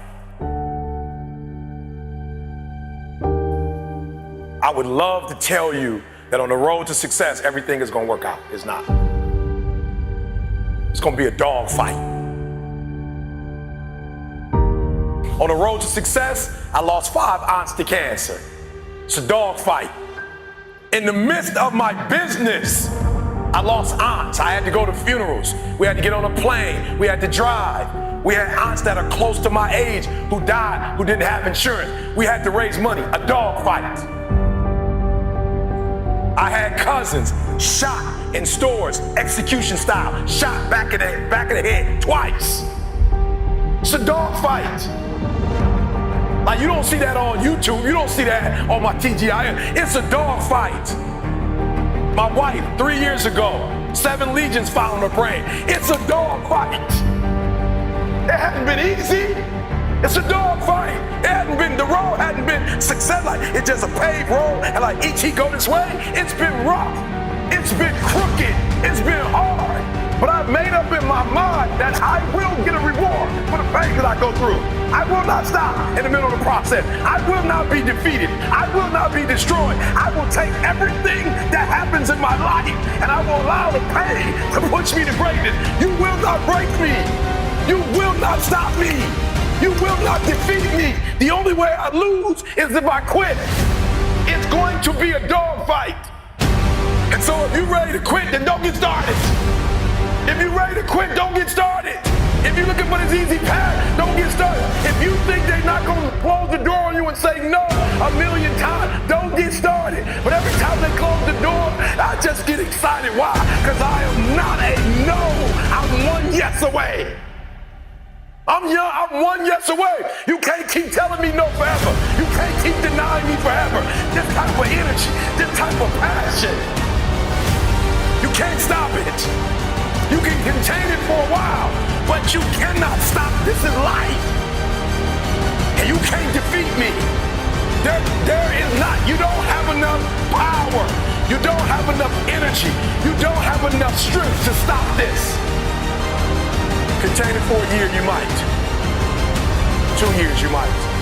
You do not have hate, does not have enough energy to destroy love. You cannot destroy this. It didn't happen to me at 19. It didn't happen to me at 20. It didn't happen to me at 30. It happened to me at 40. After I had been through all the pressure I thought I could go through. Life said, you finished with all the pressure? I said, yeah. They said, let's bring on the heat. Then when I went through the pressure and the heat, y'all, I thought it was over. The Creator said, now you ready to get cut? You said you wanted to be great, son. You said you wanted to travel the world. You said you wanted to help people, inspire people. Then you gotta be a diamond.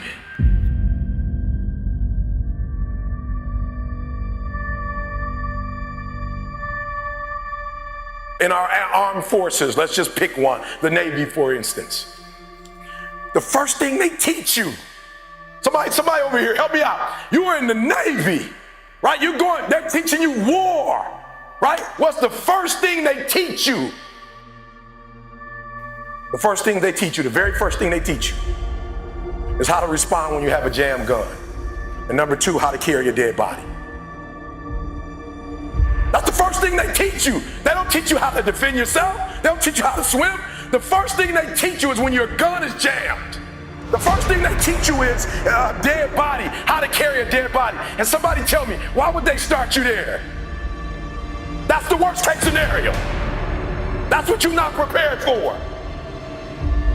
That's what you're not thinking. You're not thinking when you go out there to defend yourself that your gun is gonna jam.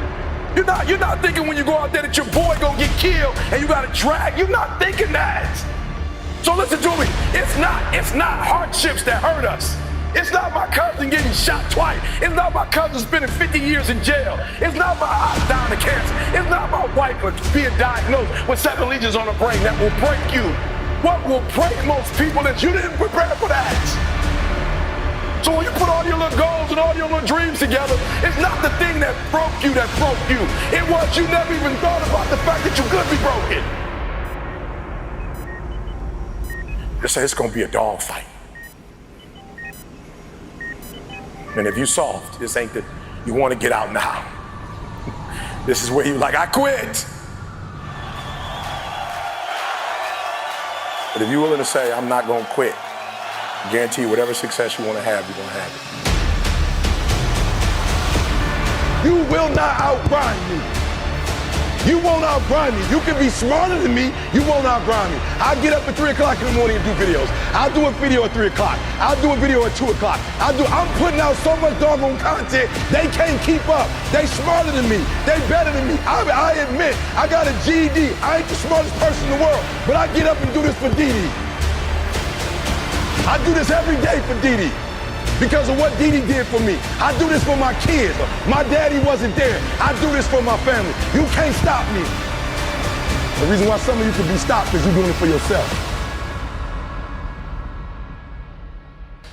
And guess what happens when you get tired? When you grinding, grinding hurts. Grinding is a sacrifice. Grinding costs. When you're grinding and your body tell you hurt, when you're doing it for you, you stop. You never prepared. You never prepared for worst case scenario. And the reason why E.T. is standing here, because I'm prepared for it. If you know anything about me, I still lay on floors. I still eat chips off the floor. I still do some stuff that to most people is crazy, like E.T., why would you do that? Because I'm always prepared that we may not live in that house one day. One day something might happen and we might have to go back to that. And if I have to go back to that, it's not gonna break me. The thing we covered the most, that for a diamond to be produced, it must first go through extreme heat. Extreme heat. Extreme pressure.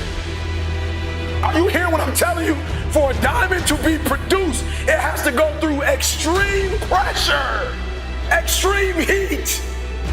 And if that wasn't enough, what makes a diamond is the cut. So you are put through, if you want to be a diamond, you must go through extreme pressure. If you can't take pressure, then you're not a diamond. After you go through all the pressure you thought you could not handle and you think it's over, then they turn on the heat. Of all the stuff I've gone through in my life, eating out of trash cans, sleeping in abandoned buildings, the worst thing that ever happened is when I went to the hospital and they told me my wife had a chronic illness and she might not be able to walk one day. People say, E.T., ask CJ, it never broke me. Why? Because I've been broken so much. Defeated so much. I've been disappointed so much in my life that I know what it feels like and I can handle it.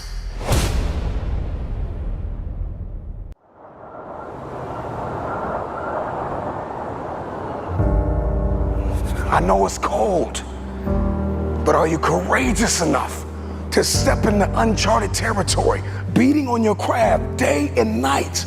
I need you to disappear for the next 30 days. What does that look like? 720 hours dedicated to the future. Where focus goes, energy flows. The problem is you put too much energy into Netflix. You put too much energy into distractions. You put too much energy into entertainment. You put too much energy into things that are not feeding your purpose and destiny. Can you walk away from everything? Life has knocked you to the ground. You have survived the greatest traumas of your life. How tired are you of where you are right now? How bad do you want to get to that next level? What are you willing to do? What are you willing to sacrifice? What are you willing to give up? Who are you willing to let go to get where it is that you want to be? See, everybody wants to be successful. Everybody wants to climb mountains. Everybody wants to be praised and celebrated. But nobody wants to sacrifice. Nobody wants to put in the work. Nobody wants to let go of every single distraction. Can you learn how to say no to what's hurting you? No to what's stopping you. No to the people that don't believe in you. The fakes and the phonies and the people that keep saying that they'll support you when you get there, but they leave you when you arrive. Why are you here? And what are you going to do about it? Because the truth of the matter is, we have a purpose, we have a destiny, we have fulfillment, we've got connections to make, we've got people to meet, we've got rooms to walk in, we've got tables to sit at, and I'm just wondering if you are willing, if you are courageous enough, if you have the faith, if you're bold enough to sit down for 30 days and write down what it is that's killing you. Can you walk away from everything for 30 days? Just 1 month, 720 hours. Imagine who you could be in 30 days. You got one life to live. Rain, sleet, or snow. The time is now.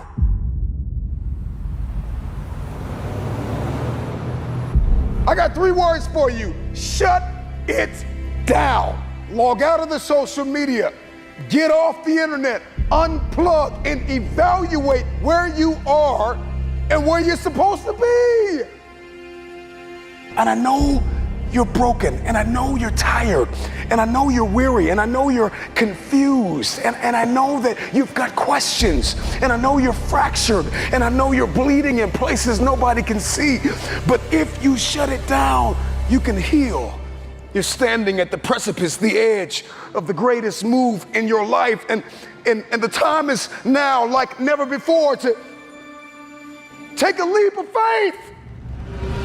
It takes faith to jump off of the edge. It takes faith to step into your purpose. It takes faith to step into your destiny. It takes faith to pull away from everything that is familiar, to step into uncharted territory, to become the person you were born to be. It takes faith. Can you disappear for 30 days? The first person that needs to be influenced in your life is you. It's you. You can't lead anybody. You can't go anywhere unless you have awakened yourself on the inside to follow a specific plan. Write it out. I need you to disappear. Life has knocked you to the ground. There are people that have tried to bury you alive, and you survived. Are you bold enough? Are you radical enough in your hunger and your thirst to go after what it is that you believe is yours? Are you crazy enough? Are you courageous enough to disappear for 30 days? Come back and shock the world. Can you suffer now that you live the rest of your life a champion?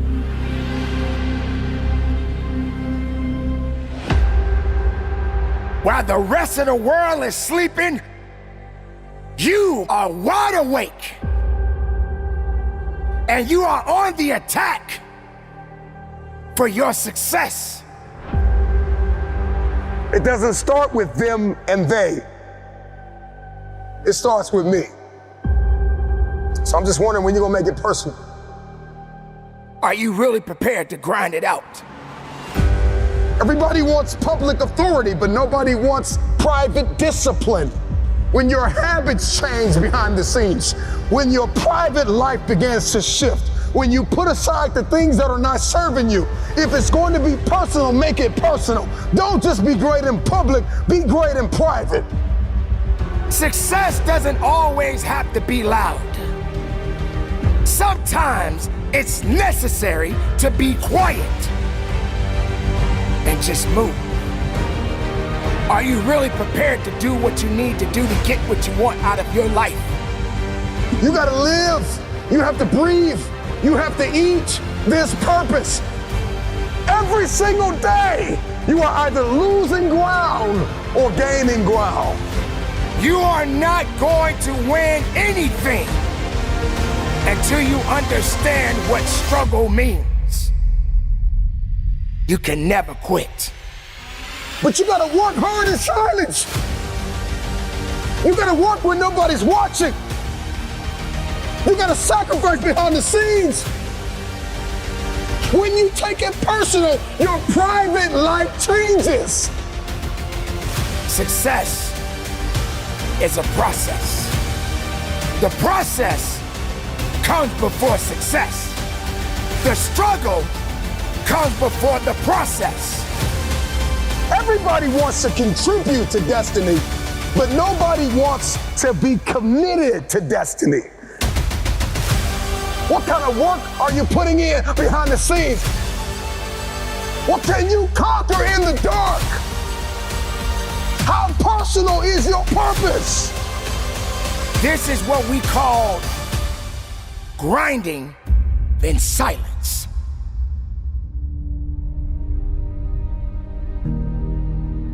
Not everyone needs to understand your true motives. Not everyone needs to understand your purpose. Not everyone needs to understand your mission. But the truth is, it's about passion. It's about discipline. It's about awareness. It's about accountability. That's right, ladies and gentlemen, you got to be accountable for your actions. But are you prepared to grind it out? Are you prepared to dig a little bit deeper? Are you prepared to fight a little bit harder? Are you prepared to put in overtime? Somewhere along the line, you lost your footing, you lost your place. It got cold. Too cold for you. And see, one thing about an achiever is rain, sleet, or snow, they keep building. But you have not sacrificed, you have not suffered, you are not committed. When you are committed, you give everything you have. Every single week, every single day, every single hour, every single minute, 720 hours a month, you are beating on your craft. Even when you're at work, you're dreaming, you're thinking, you're vision casting, you're writing it down, making it plain, communicating to your destiny connections so that it can become a reality. If you can see it in your head, you can hold it in your hands. But the question I want to ask you is, are you committed? Now it's time to grind. Now it's time to fight. Now it's time to believe. Now it's time to know that your success story has yet to be told. Don't sit back and have a pity party. Don't sit back and wait for an opportunity to happen. It is up to you to go out there and get the opportunities. You want success? Then go get it. You want to be better? Then be better. You want something more than what you have right now? Then you got to have the desire within your heart and go strong and go with everything you have. I don't know who I'm talking to. I don't know what you've been called to do, what you've been called to accomplish, what you've been destined to build, who you've been called to be connected to, but the dots will connect. Every single moment that you have is an opportunity of a lifetime. Are you committed or are you just contributing? The choice is yours. But this time, make it personal.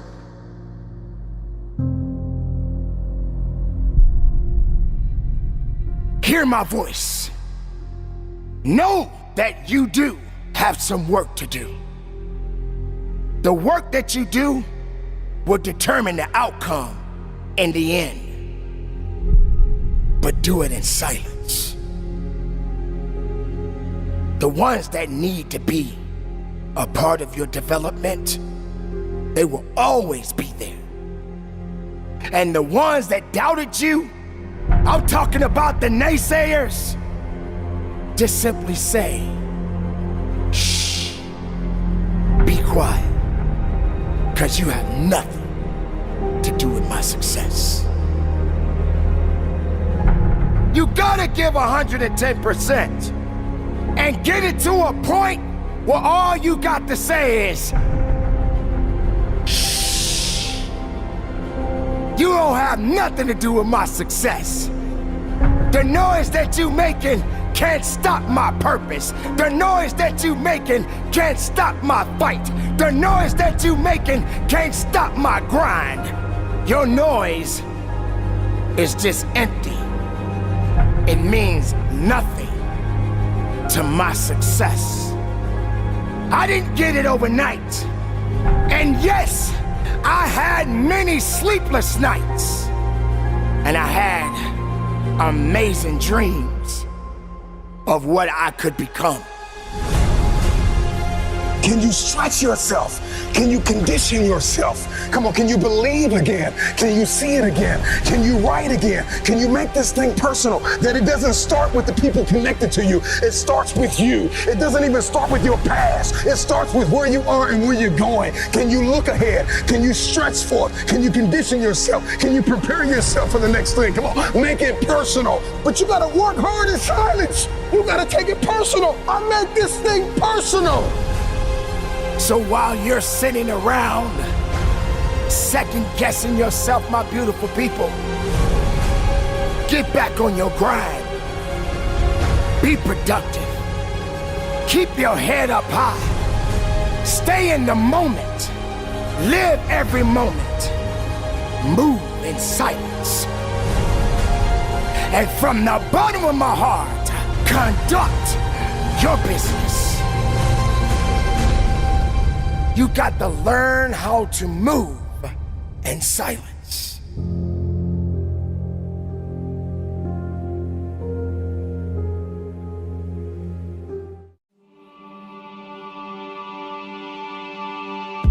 You may be average, you may be ordinary, but you have the opportunity every single day to make extraordinary decisions. And what you do today will determine your future. The future is very expensive. The currency to get to the future, the bridge that we build, it is built on your daily decisions, your habits, your programming, the way that you think, the way that you talk, the way that you walk. Blood, sweat, tears, sacrifice, people that you have to let go, sleep that you have to lose, multiple jobs that you have to work, hours on end of study, beating on your craft every single day. It's not easy, but it's worth it. There are going to be nights you're going to cry yourself to sleep. There are going to be times you're going to want to throw in the towel. But if you keep going, your future self will thank you.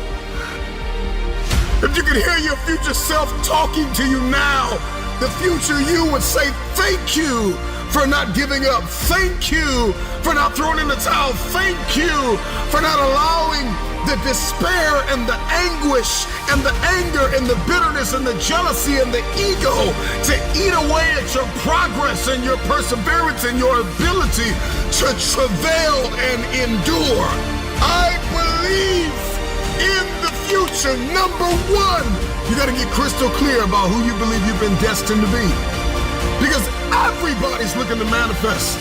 We are all looking to evolve. We are all looking to level up. What is your life's purpose? What is your destiny? Why on earth are you here? What is it that you can do today to get closer to the fulfillment of that future? To get closer to the manifestation of the future? What are you doing today? What are you giving today? Remember why you had to let some people go. Remember why you're working so hard towards this thing. You're pressing, you're pushing, you're clawing, you're dragging yourself through mud and through murky water. Come on, remember why you're doing what you're doing. It may be difficult. It may seem impossible. The moment that you discover why you're here, spend the rest of your life executing.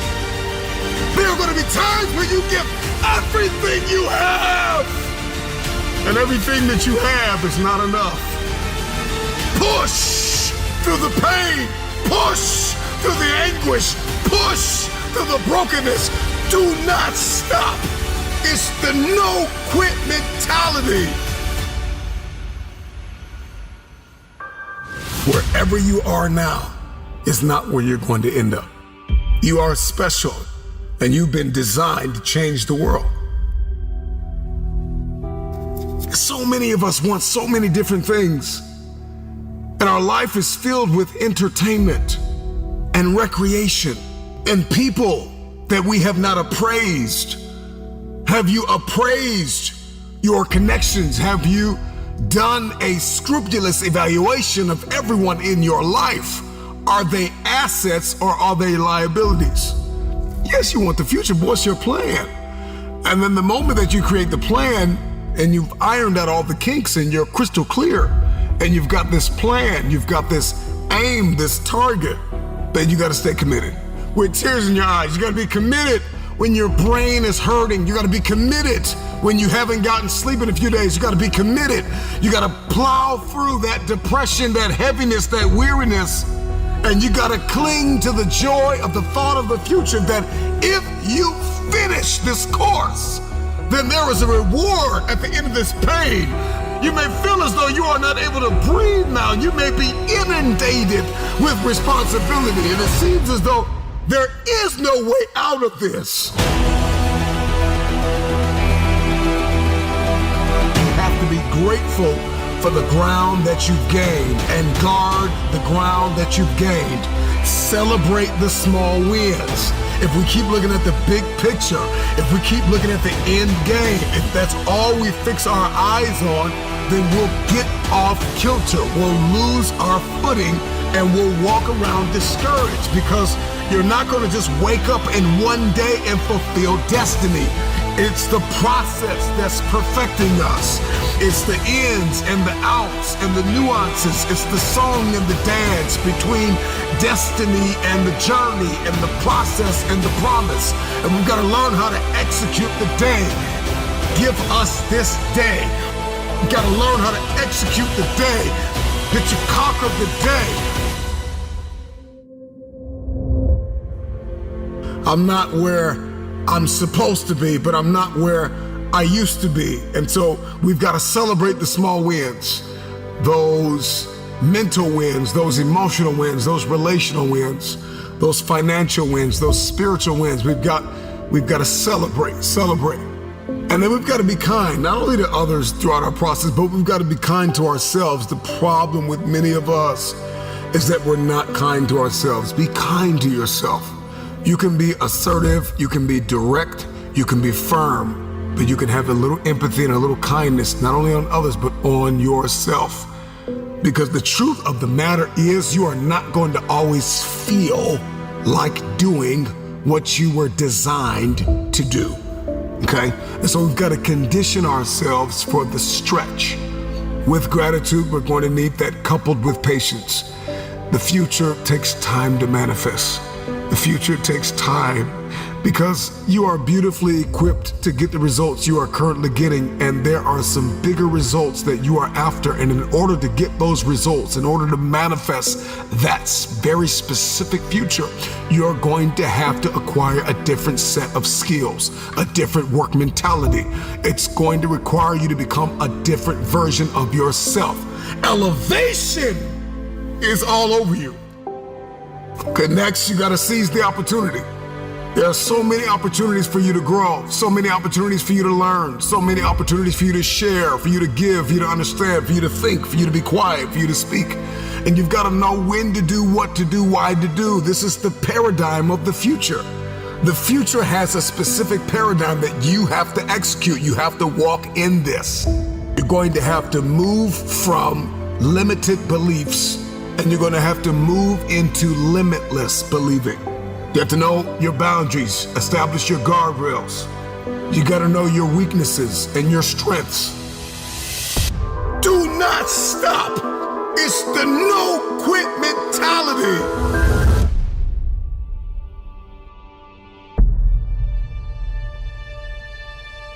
I want to talk to someone out there who is thinking about quitting and giving up. This is for you.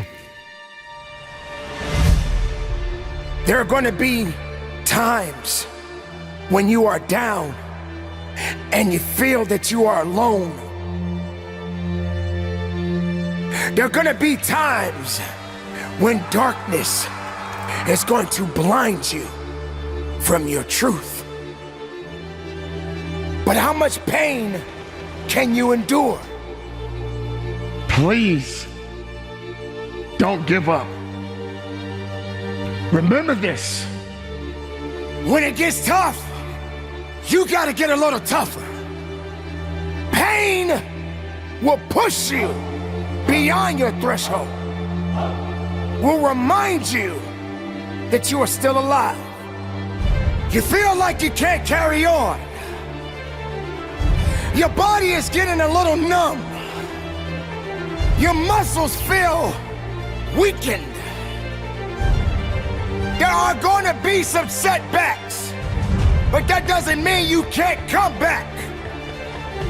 Put yourself back together if you're down.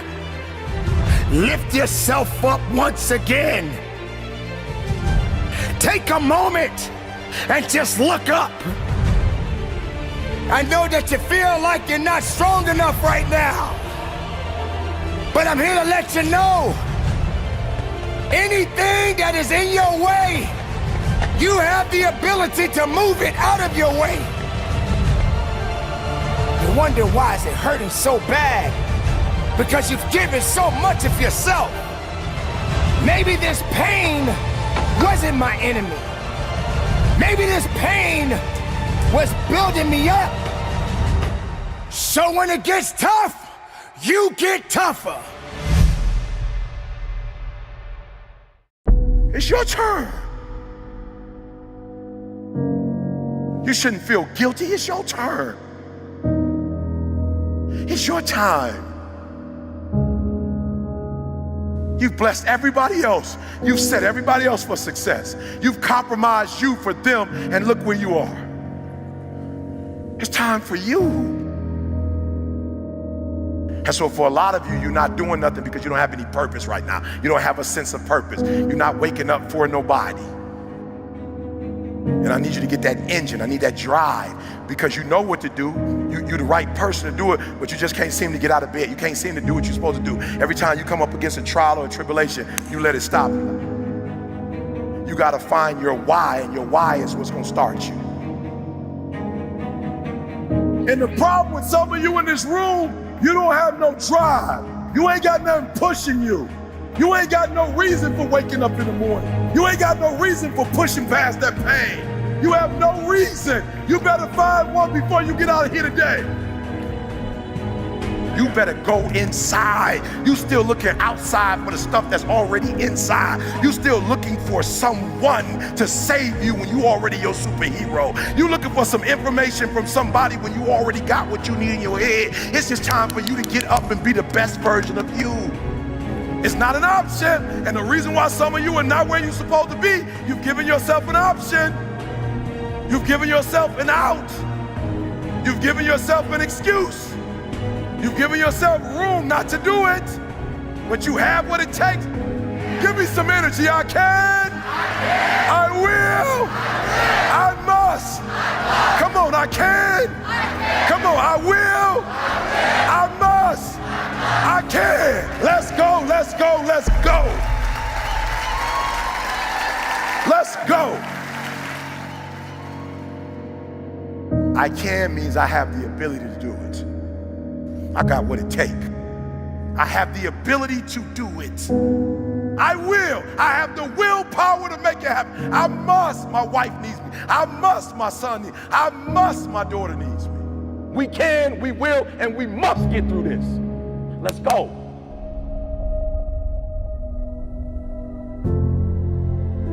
I want to ask you a question, seriously. This is going to be hard, because some of you young and you like still worried about what people think about you, so you don't want to be honest in front of people. I want you to think about what level you want. Are you giving 90, 80, 70? Let's see what I'm saying for a minute. Because I gave everything I got. I have no more to give. Like, I really put 120 into this. So raise your hand if you're giving 120. Like, I ain't got no more to give, E. E, I'm giving 100, E. I know I'm just doing at least what Coach want me to do. I'm doing everything Coach want me to do.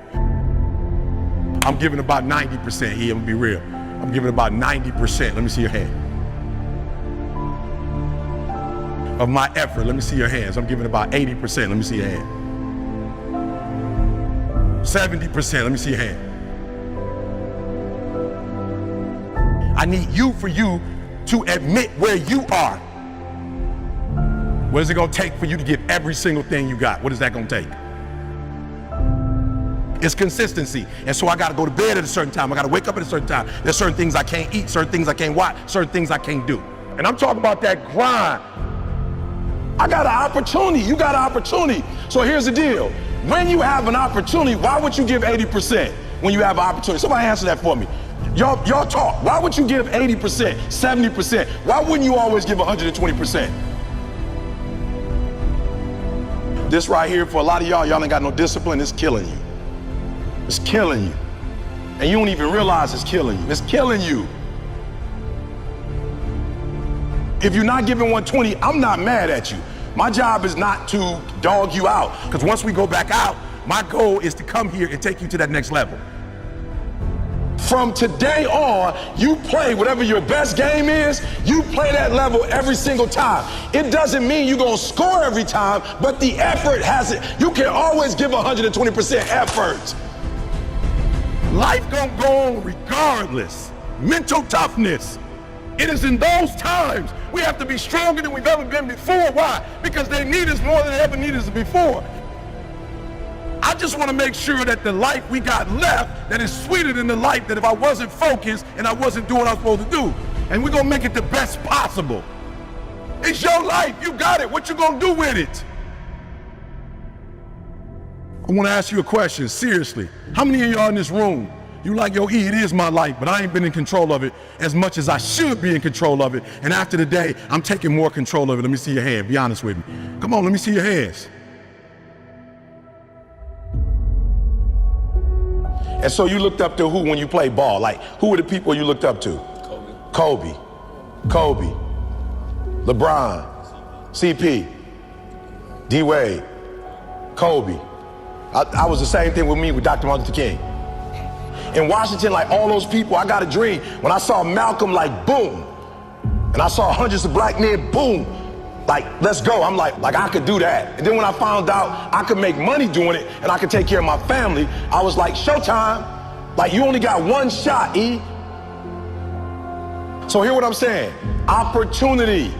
You have an opportunity of a lifetime. When you understand you have an opportunity, you play a little different. Here's what I want to tell you. If you're going to get it, you're going to have that dog. You're going to have that dog. You're going to have to be that dude that say, I'm not just going with skills. There's a one type of dude who feel like because he's gifted that it's just an automatic road for him. And let me tell y'all something. You are gifted, but you better humble yourself. You got skill and you got will. Two total different things. You were born with certain things, but to get to the next level, and not just get to the next level, to stay at the next level, you gotta have will when you get to that next level. So when you play, you have to compete. It's sports, it's basketball. Why wouldn't you give 120%? Talk to me. What would make you not give 120%? You gotta answer it. You play that level every single time. It doesn't mean you're gonna score every time, but the effort has it. You can always give 120% effort. You can't dictate if the ball gonna always go in. You can't dictate what kind of game you're gonna have. You can't dictate how your body is gonna respond to moving around. But you can dictate your what? You can dictate your good. You can dictate you can always give 120% effort. Like, here's the deal. When y'all go play tonight, tomorrow, my goal is for you to go 120. So you're gonna have the right people in here helping y'all, but if you giving me 70, 80, 90, you ain't giving me 120, you're not gonna get out of this experience what you're supposed to get out. That's my job. Why don't you always give 120% effort? It's your turn.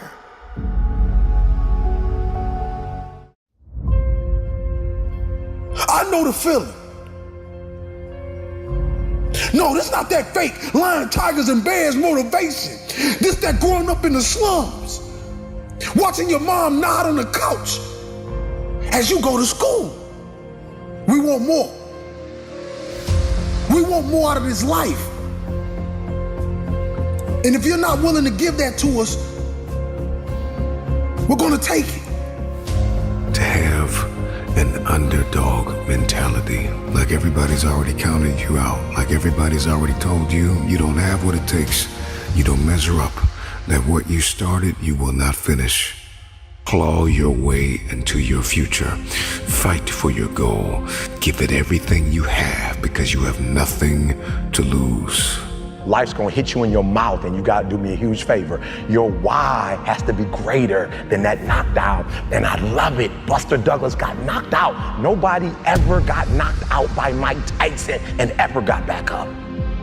It was almost a 10 count. He was stumbling. They were 4, 3, 2, 1, and ding, ding, ding, saved by the bell. He goes to his corner. The whole world is like, yep, that's it. Once he comes back out, that's it. Mike's gonna just hammer him. And exactly that. Mike Tyson came out like, I got him. I got this kid up against the rope. Listen to me, many of you right now, life's got you up against the rope. You can't give up. You can't give in. Listen to me, if it was easy, everybody would do it. And if life's got you backed up, I need you to do what Buster Douglas did. Buster Douglas started fighting back. What an uppercut by Douglas, and down goes Tyson. The world was shocked. Goliath has been knocked down. What happened? And they went to Buster Douglas and they asked Buster Douglas simply like, what happened? And Buster Douglas said, listen to me, it's real simple. Before my mother died, she told the whole world that I was gonna beat Mike Tyson. And 2 days before the fight, my mother died. Buster Douglas had a decision to make. When his mother died, he could die with his mother, or he made a decision, I can wake up and I can live for mom. And he knocked Mike Tyson out simply because his why was greater than that punch. His why was greater than defeat. His why was greater than his trial and his tribulation. And I'm telling you, if you don't know what your why is, and your why isn't strong, you're gonna get knocked out every single day. A man is not a man by his age. A man is a man by his experiences. What he goes through. What he fights through. That's what makes a warrior. That's what makes the greatest of all time. I won't end my life in a bottomless pit. I'm gonna rise and I'm gonna show the world that greatness is obtained by the man that never stopped pushing.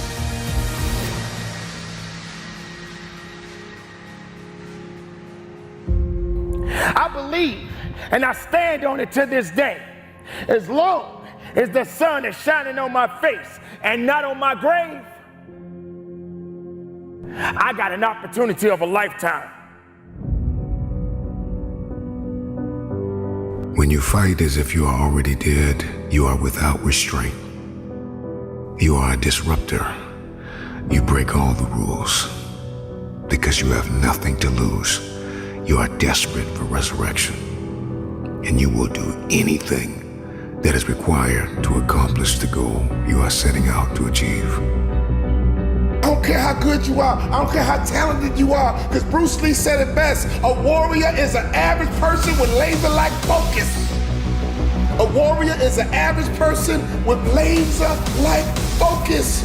Don't even worry about your ability. Don't you worry about opportunity. I need you to be a warrior right now and let your work get your opportunity. Let your work get your praise. Let your work open up doors. Let your work get people paying attention. Let your work get the whole world to notice. You gotta work. Stop thinking. Stop procrastinating. And you gotta work. I need you to rise up to fulfill your dreams. Rise up and attack your goals. There's no time to sleep. No time to nap. No time to waste. If you fall asleep, wake up and rise up again. You should work so hard that you collapse in the bed at night. Sometimes in the afternoon, you so weary from grinding that your body just collapses. That's okay. Have sweet sleep, but when you wake up, grind again.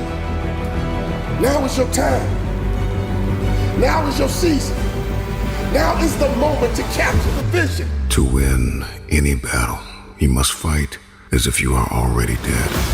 You better go inside. You still looking outside for the stuff that's already inside. You still looking for someone to save you when you already your superhero. You looking for some information from somebody when you already got what you need in your head. It's just time for you to get up and be the best version of you. You don't believe that you have the potential and the capability to be the best of yourself. So why? You just sit back and you wait for somebody to pat you on the shoulder and say it's okay. At least you gave it your best. Your best ain't good enough. Your best don't work. You need to go beyond your best. You need to go beyond the level. You need to let the world know that you exist. You need to let the world know that you made different. You're built different. You're stronger. You're more passionate. You believe in yourself. When the rest of the world shuts you down, you woke up the next day and you said, I got this. I do this. I breathe this. I am this. You can't stop me.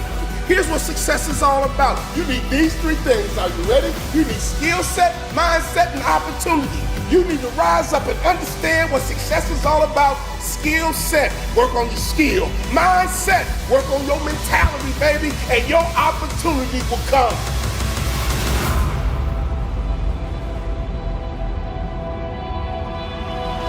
There will always be a million reasons to say no, a million reasons to play it safe, a million reasons to stay comfortable.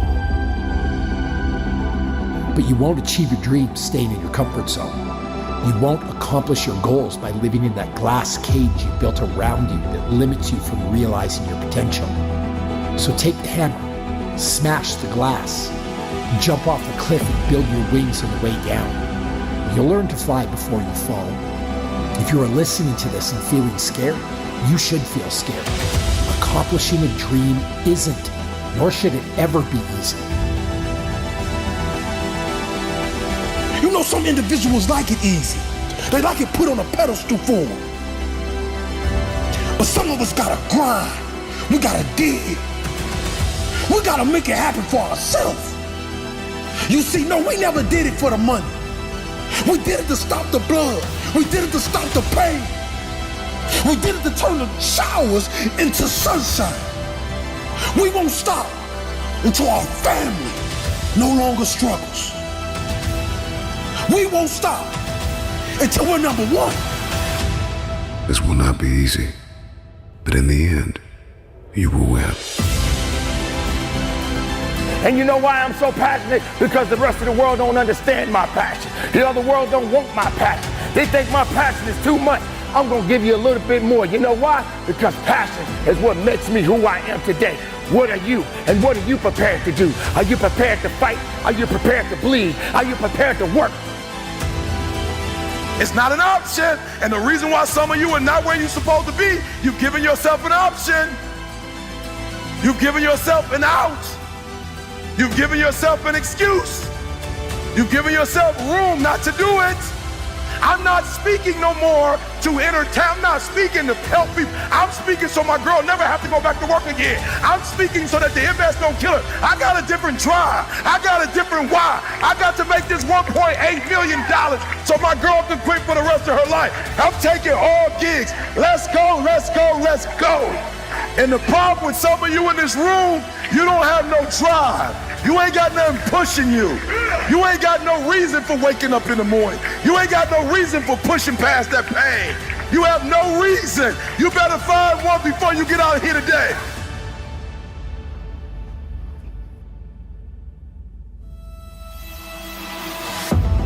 Our lives are so short. There is no time to waste.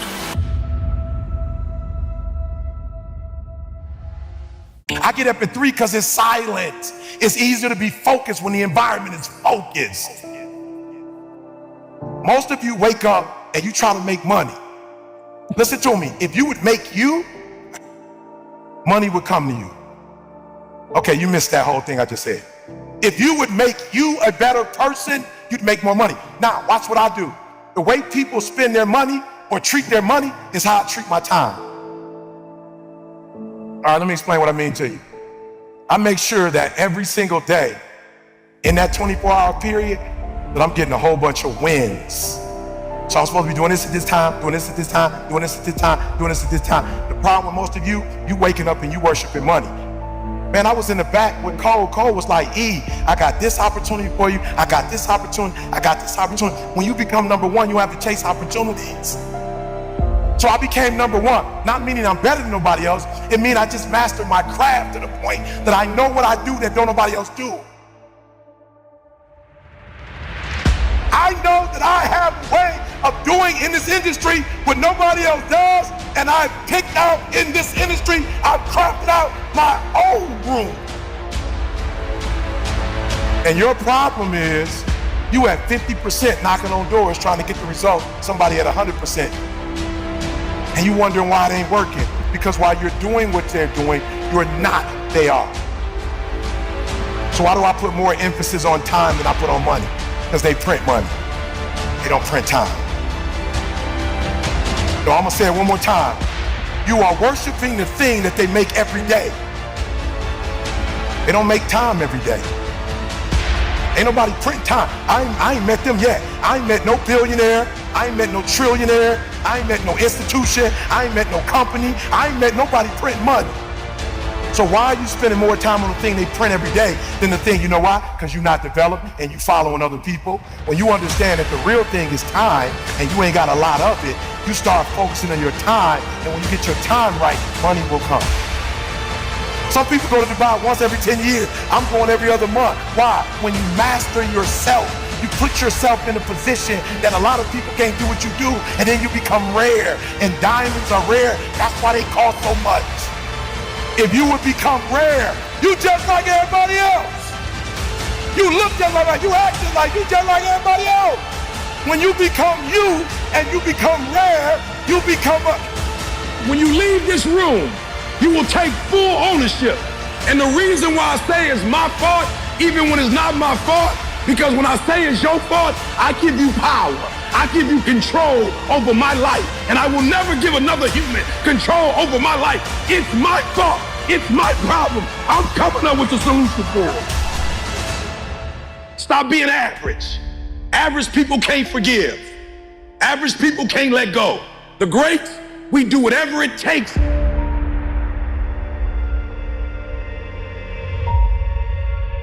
Those who have a why can bear almost any how. How did I become number one in the world? Found out my wife had multiple sclerosis. They told my wife, listen to me, y'all. My wife's so beast mode. They told my wife she had MS. She's like, bet. Then they told her she had to quit her job. And a tear came out of her. The doctor said, you don't have insurance?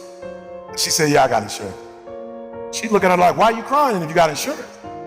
My wife's identity is in her waking up and working every day. She went to school to be a registered nurse. She went to school to do breast and cervical cancer. She didn't want to be at home. She didn't want to be no home wife. She literally went to school to be a nurse. She loves her job.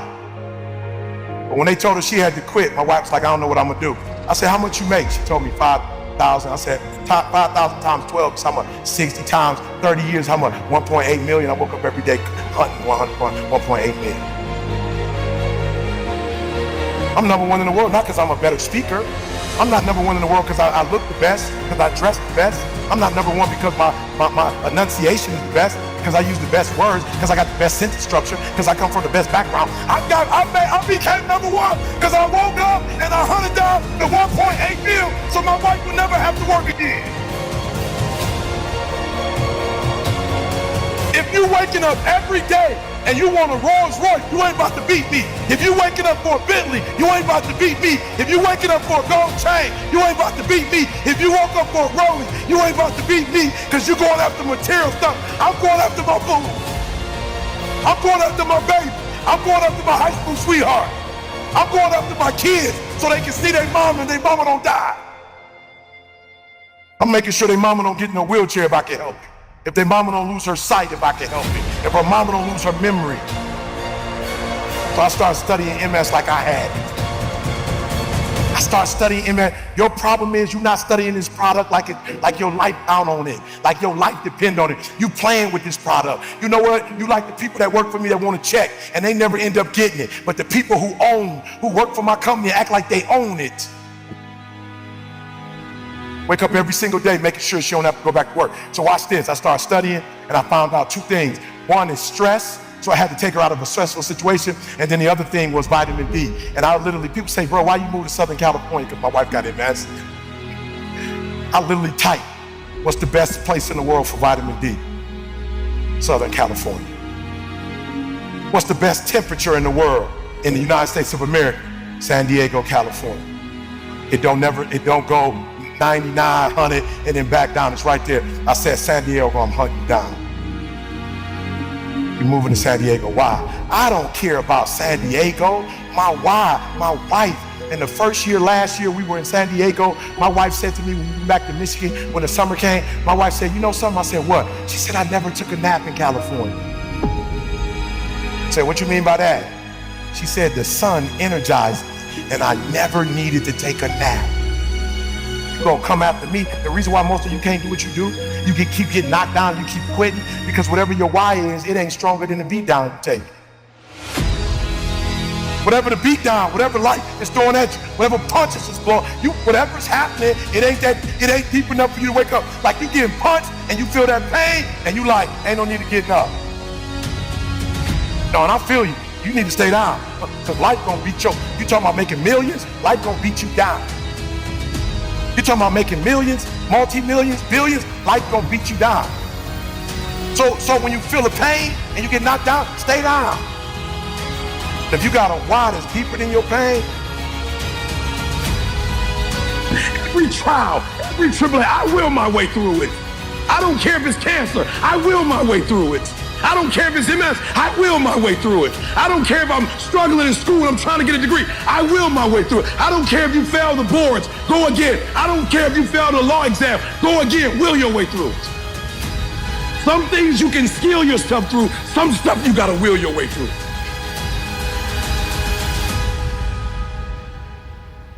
without a vision, there's no direction. Without direction, there's no progress. Reason why you're struggling getting up, because you don't have nothing to get up for. I don't know who I'm talking to. I don't know what you've been called to do, what you've been called to accomplish, what you've been destined to build. It's time to take a deep dive into the deeper parts of yourself, the parts of you that nobody sees. When you take something personal, it gets personal. I'm not just putting on the front. I'm not just here in public to make you smile and applaud me and support me and make comments and share my video. I'm not here. I make this thing personal. Everything that I do in public, I've done it in private. And so I'm just asking you, don't just scream on a stage or be connected to millionaires or strive to be a CEO or an investor or a politician or an athlete or a musician or a singer. I'm just wondering, can you conquer in the dark? When you make it personal, what you do behind closed doors matters. So I'm just wondering when you're gonna make it personal.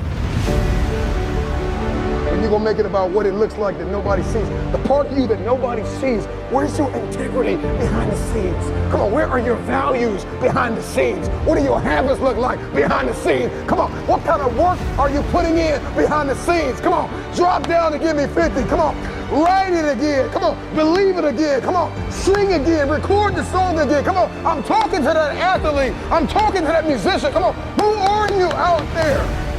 That philosopher, that engineer, that thought leader, that critical thinker, come on, that captain of industry, I'm talking to you.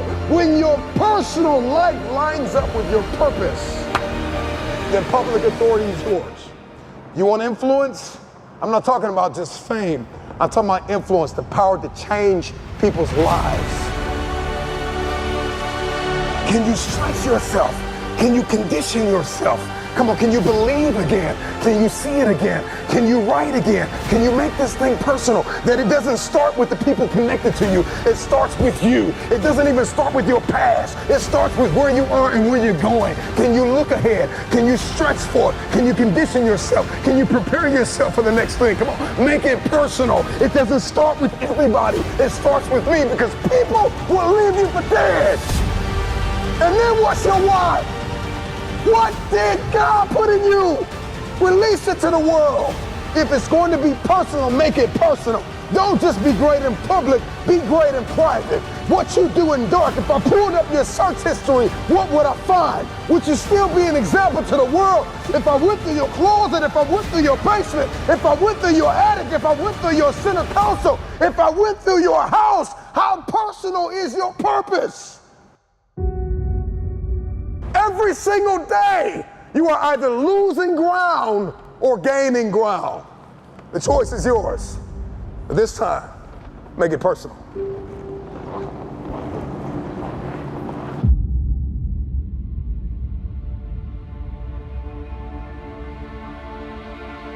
If you're gonna do it, if you're gonna accomplish it, If you're going to achieve it, even if you're confused and it's cold and it looks crazy, and you're going to need to know the difference between contribution and commitment, because they're two very different things. See, everybody wants to contribute to destiny, but nobody wants to be committed to destiny.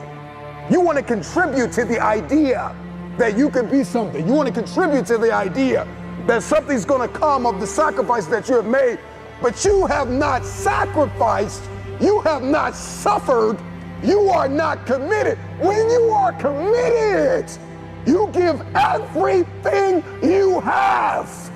Every single week, every single day, every single hour, every single minute, 720 hours a month, you are beating on your craft. Even when you're at work, you're dreaming, you're thinking, you're vision casting, you're writing it down, making it plain, communicating to your destiny connections so that it can become a reality. If you can see it in your head, you can hold it in your hands. But the question I want to answer is, are you committed? I'm just wondering if you are bold enough, daring enough, if you can believe in your dream again, if you can get committed. See, when you get personal, when you make it personal, everything changes.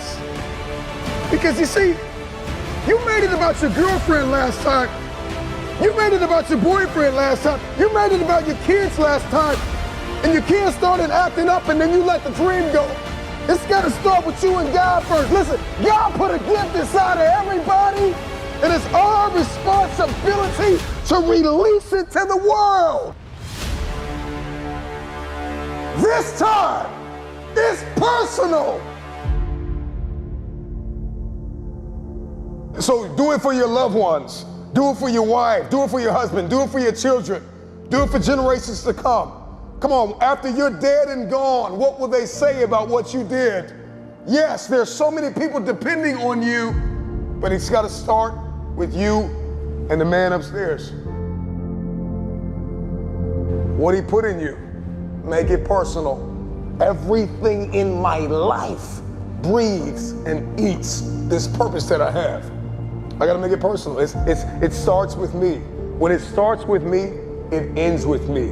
I don't know where you are in your game of life. You may be in your third quarter. You may be in your fourth quarter. Come on, you're not gonna live forever, not in this world, come on. You may be in your first quarter, your second half, and this time it's gotta be personal. See, last time you were just running through the plays. Last time you were just running the songs that you rehearsed in rehearsal. Last time you were just going through the motions and you got numb, come on, and you got tired and weary, and now you're broken and bitter and angry because you lost. And I'm just wondering if you're courageous enough, bold enough, if you have enough faith, come on, if you have enough inside of you, resilience to come back to the scene and make it personal. It's rain, sleet, or snow, keep building. And so this time it's gotta be personal. And you may not feel qualified. You may not feel like you are educated enough. You may not feel like you're connected enough. You may not think that enough people are aware of you, cognizant of you, because you don't have a blue check and you're not a celebrity yet. But you gotta work hard in silence. You gotta work when nobody's watching. You gotta sacrifice behind the scenes. You gotta take it personal. When you take it personal, your private life changes. Everybody wants public authority, but nobody wants private discipline. When your habits change behind the scenes, when your private life begins to shift, when you put aside the things that are not serving you, if you can make it personal, it's personal. It doesn't start with them and they. It starts with me. It starts with me. So make it personal. Let yourself go. Fall free into it. Step into it. You are worthy. You are an unrepeatable miracle, and there is none like you in all the earth. There will never be another you. Your DNA, your fingerprint. Come on, your gait, your presence, your authenticity. Come on, you're special. You're special and you're necessary. Do you just want to win? Or are you absolutely committed? Because when you are committed, when you have made the decision that I am going to win, it's no longer a want, it is a must. And when something becomes a must, when you become obsessed with what you've been called to do, you will sacrifice. People that are committed are willing to make the sacrifices. And so ask yourself the question, have you sacrificed everything? Are you paying the price? You gotta pay the price for what you want. Everything in your future comes at a cost. I am acquainted with loss, pain, lack, and famine. I want to win now because winning has everything to do with your mentality. It has everything to do with how you talk, how you walk, how you think, how you overcome. Winning is not just a crown or a trophy. It is the process. It is who I am becoming. And that is how we win. If you're gonna hit your goal, and if you're gonna punch through your targets, you have got to see differently. You have got to think differently. You are gonna have to connect differently. You're gonna have to communicate differently. One day, I just decided I'm gonna raise my standards. Make a decision. Raise your expectations. You gotta go to the next level. There's always another level. You've been in this place of misery long enough. It's time to win. There is no other option. Winning is a non-negotiable. It's what I do. And all of a sudden, wham, no longer is it just what you do. It is who you have become. Because there are some people that win, and then there are winners. There are people who win, there are people who lose, and there are people who are winners. This ain't just something I do, it is who I have become. I am a winner.